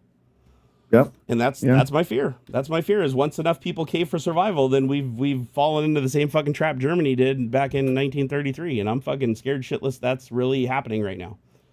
Ian Hughes said, I'm amazed that YouTube only now deleted AI trailer channels. Dude, there's still I still see AI trailers everywhere.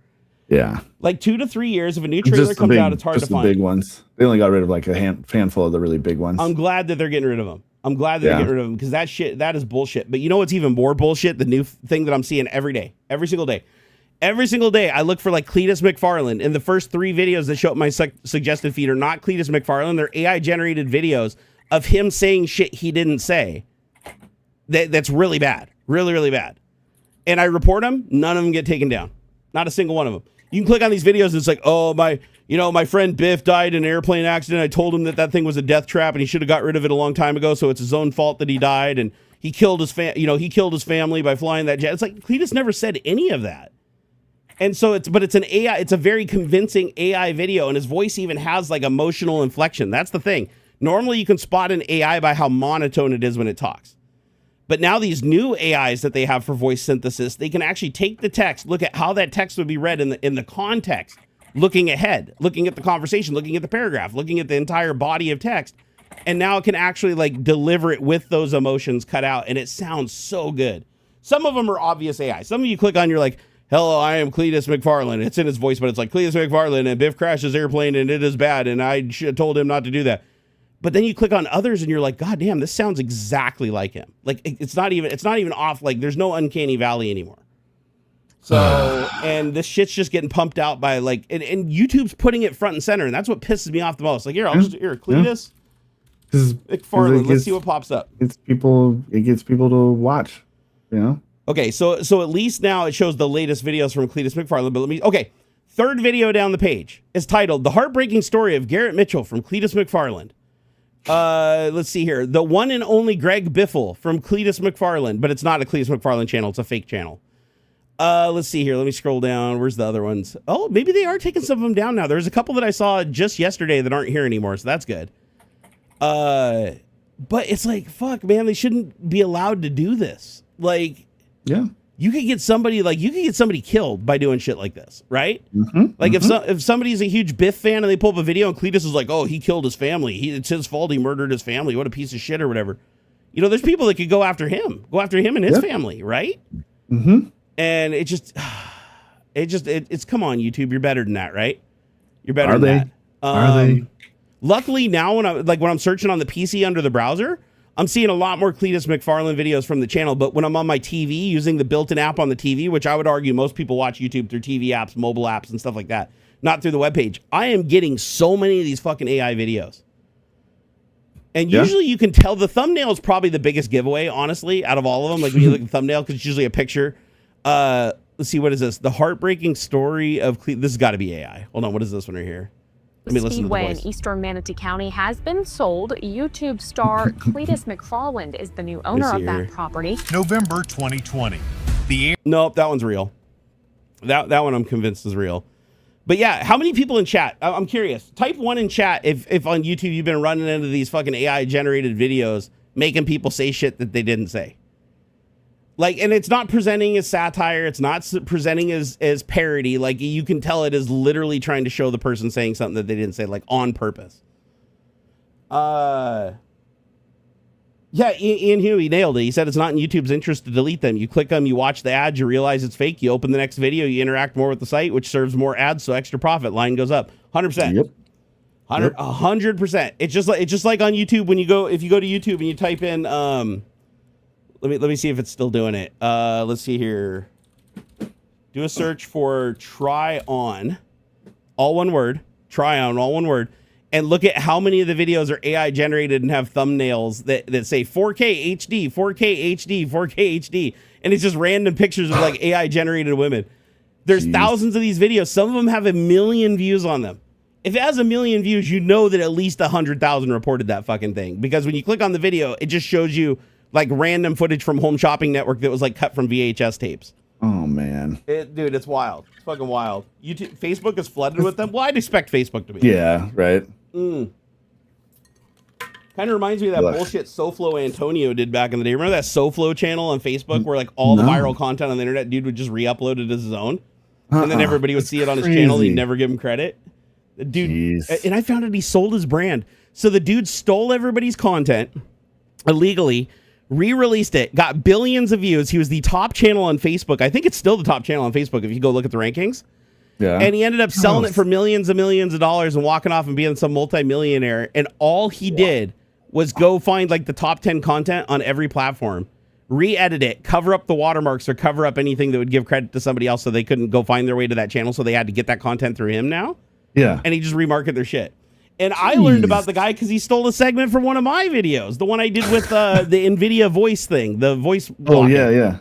Yeah, fucker stole that, and he actually like watermarked my shit, didn't mention my name, nothing, and just put that shit up on his channel. And then I go look at his channel, and like I thought it went viral on my channel. No, he got like 12 million views off my video that I got like, I don't know, 800,000. Oh, drives me nuts, man, when people do that. Yeah, there's still a lot of ones in chat, so people are seeing them. I've noticed the YouTube feed is classic mess, which makes sure I get a sad-assed AI games in there. The thing I'm noticing, though, is that the experience in the web browser is so much different than the experience in the app on the phone or the app on the TV. The app on the TV, the way it suggests videos to me, I get so much more AI content blasted at me through the TV app than I do the browser. And I'm like, why? I'm logged in under the same account. Like you'd expect it to be the same, but no, it's not. The algorithms are tweaked differently. And I think it's because it's harder to report a video through the TV than it is through the web page. So they're like, oh, if we're going to slip in some content, we don't want it to get reported. Were porch pirate videos ever a thing back in the day? My feed is flooded with obvious fake ones. Yeah. Real ones, yes. Real porch pirate videos were made super, super famous back in the day by the dude that put like the shotgun shell blank thing in the box out on his doorstep.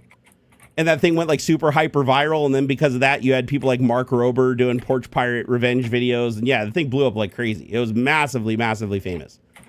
But what YouTube does is whenever something is massively famous, they roll with it for a while. And then usually once everybody starts exploiting it with like the fake shit, they break up the algorithm so that monopoly gets busted. And then it shifts to a new trend, right? To keep the trend fast and loose.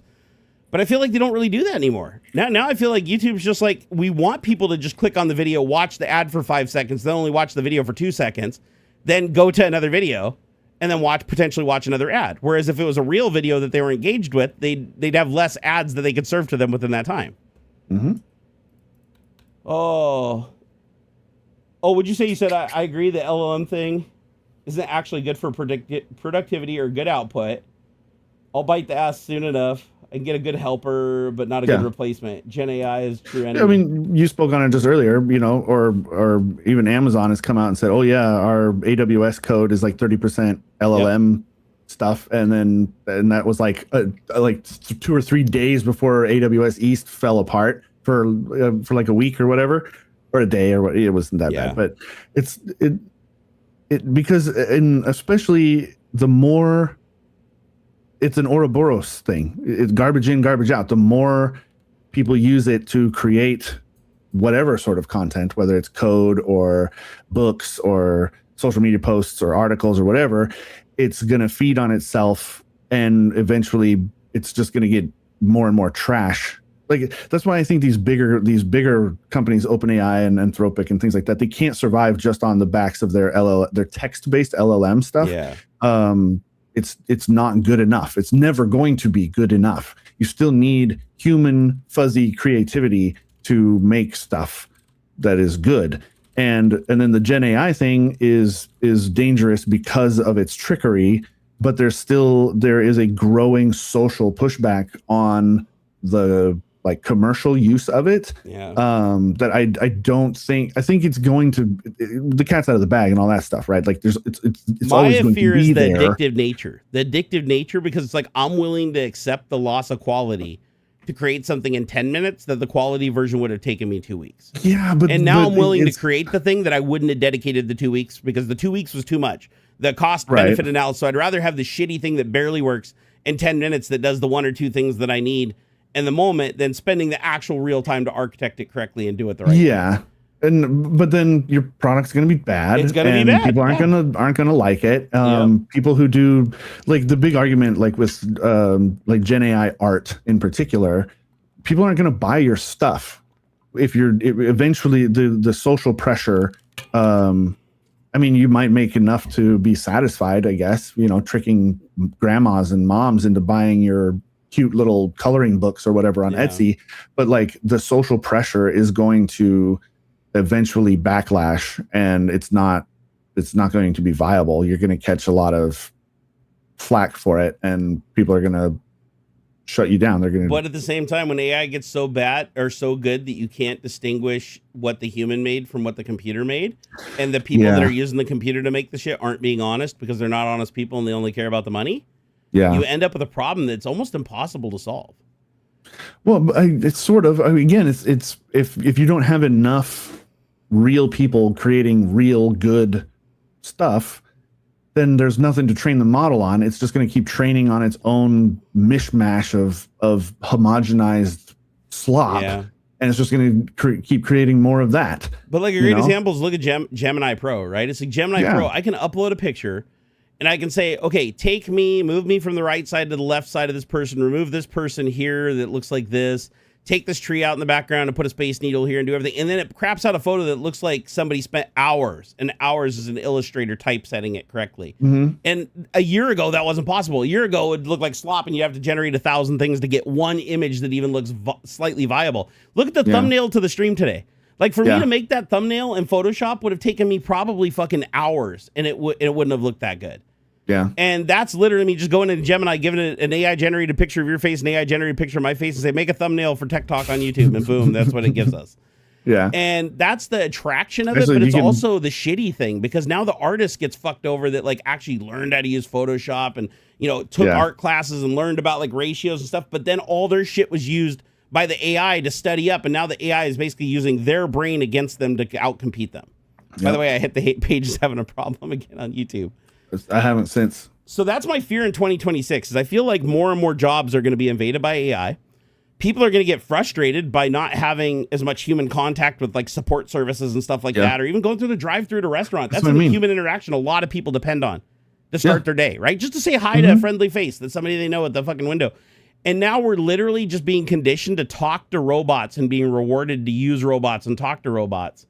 And those robots are effectively using all the skills stolen from everybody else to give a shit for a fraction of the price. People aren't going to like it. They're going to push back. There's going to be the social pressure. That always does happen though with technology. Like even like, Henry Ford in the assembly line, right? That puts so many, that fucks so many jobs. So many jobs when we had automation, right? Yeah. Oh. How do I get a six pack? Lower your body fat. Crazy Vincent, under 10%.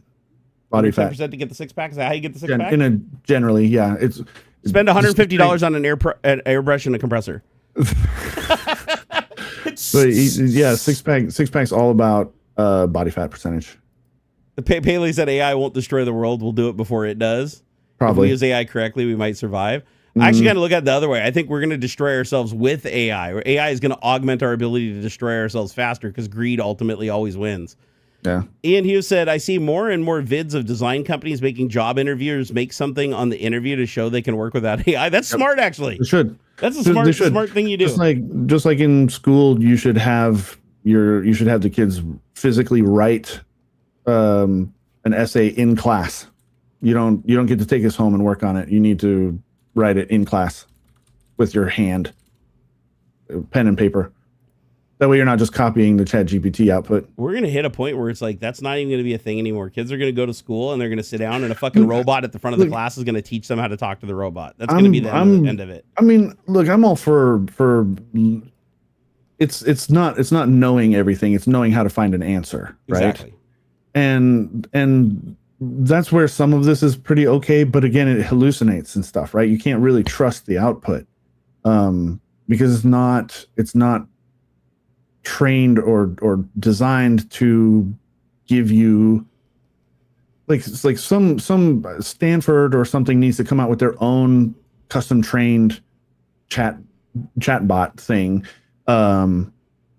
for academic research purposes that's built solely on like their stack of books and stuff so that you can get proper good research like answers out of it. It's like Wikipedia in the early days, like early days. Wikipedia was unreliable.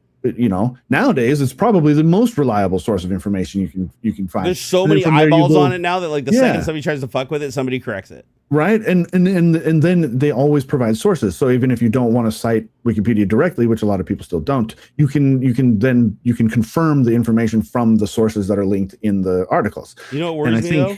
That kind of a thing needs to be more prevalent. What really worries me about the Wikipedia thing is it used to be humans would go and post misinformation. Because I even did this myself. I got pissed before and posted misinformation on fucking Wikipedia. And then it gets edited within 15, 20 minutes, no harm, no foul, and it's out, right? If somebody wanted to be malicious today, and they will eventually, it's just a matter of somebody putting 2 to 2 together, they could just create a botnet of AIs, even using a local AI. You don't need a sophisticated AI. Just to go run a misinformation campaign on Wikipedia and post 10,000 pieces of misinformation on 10,000 articles every hour. And the humans will not, because Wikipedia doesn't use AI and it uses humans, they would never be able to get ahead of that. And then while they're trying to stay on top of that huge queue, people could be slipping in little bits and pieces that the humans don't get to fast enough. I think for some pages, you can't do live edits. Like any change has to be confirmed. For like a lot. I'm glad they're doing that. If they're doing that now, I'm glad they're doing that. Because back when I edited years ago, it was live update. I remember somebody did like this long con where they became like a trusted editor over the course of like 5 years with the sole goal of changing like a battleship's dimensions by like 3 centimeters or something for a joke. It was like something like that. They were trying to like prank somebody. This was like, and that's a stat that wouldn't catch the average person. So they probably let that shit roll forever. It didn't work. He made the change. He changed the dimensions by like, it was literally like 3 centimeters or something. But it wasn't one that was supposed, it wasn't like he was a trusted editor. So it didn't get flagged for like confirmation or something. But some other fucking nerd out there noticed the change and called him on it, and he got in big trouble. He got kicked out. He got in trouble for it, that kind of thing. Wow. And so like they are very judicious about, at least for some stuff. I imagine there's some articles in there that nobody really cares about, but like, they are really strict on the information that gets, and plus they got all kinds of, I imagine there's just an army of autists out there that are just, whose special interest is to keep their little section of Wikipedia perfect. You know what I mean? And 154 Van said it's already out. It's called Grokpedia. Grokpedia is such a cesspool. I'm out. I'm leaving. It's true. That's Truth Social, the fucking Wikipedia clone. It is 2:00. It's time to wrap up. Way to go. Oh. No, I need to go soak in a bath and figure out if this thing's eczema or not that I'm dealing with. And stuff, Epsom salts or whatever. I actually have lavender. Epsom salt. I'm gonna go throw some Epsom salt in there. I even got lavender essential oil. I'm gonna go all out. Relaxify. Get out and get the lady to slather me down with the eczema cream and see if it works. Slimy. Hey man, you gotta keep it mixed up in the bedroom these days. Keep it interesting.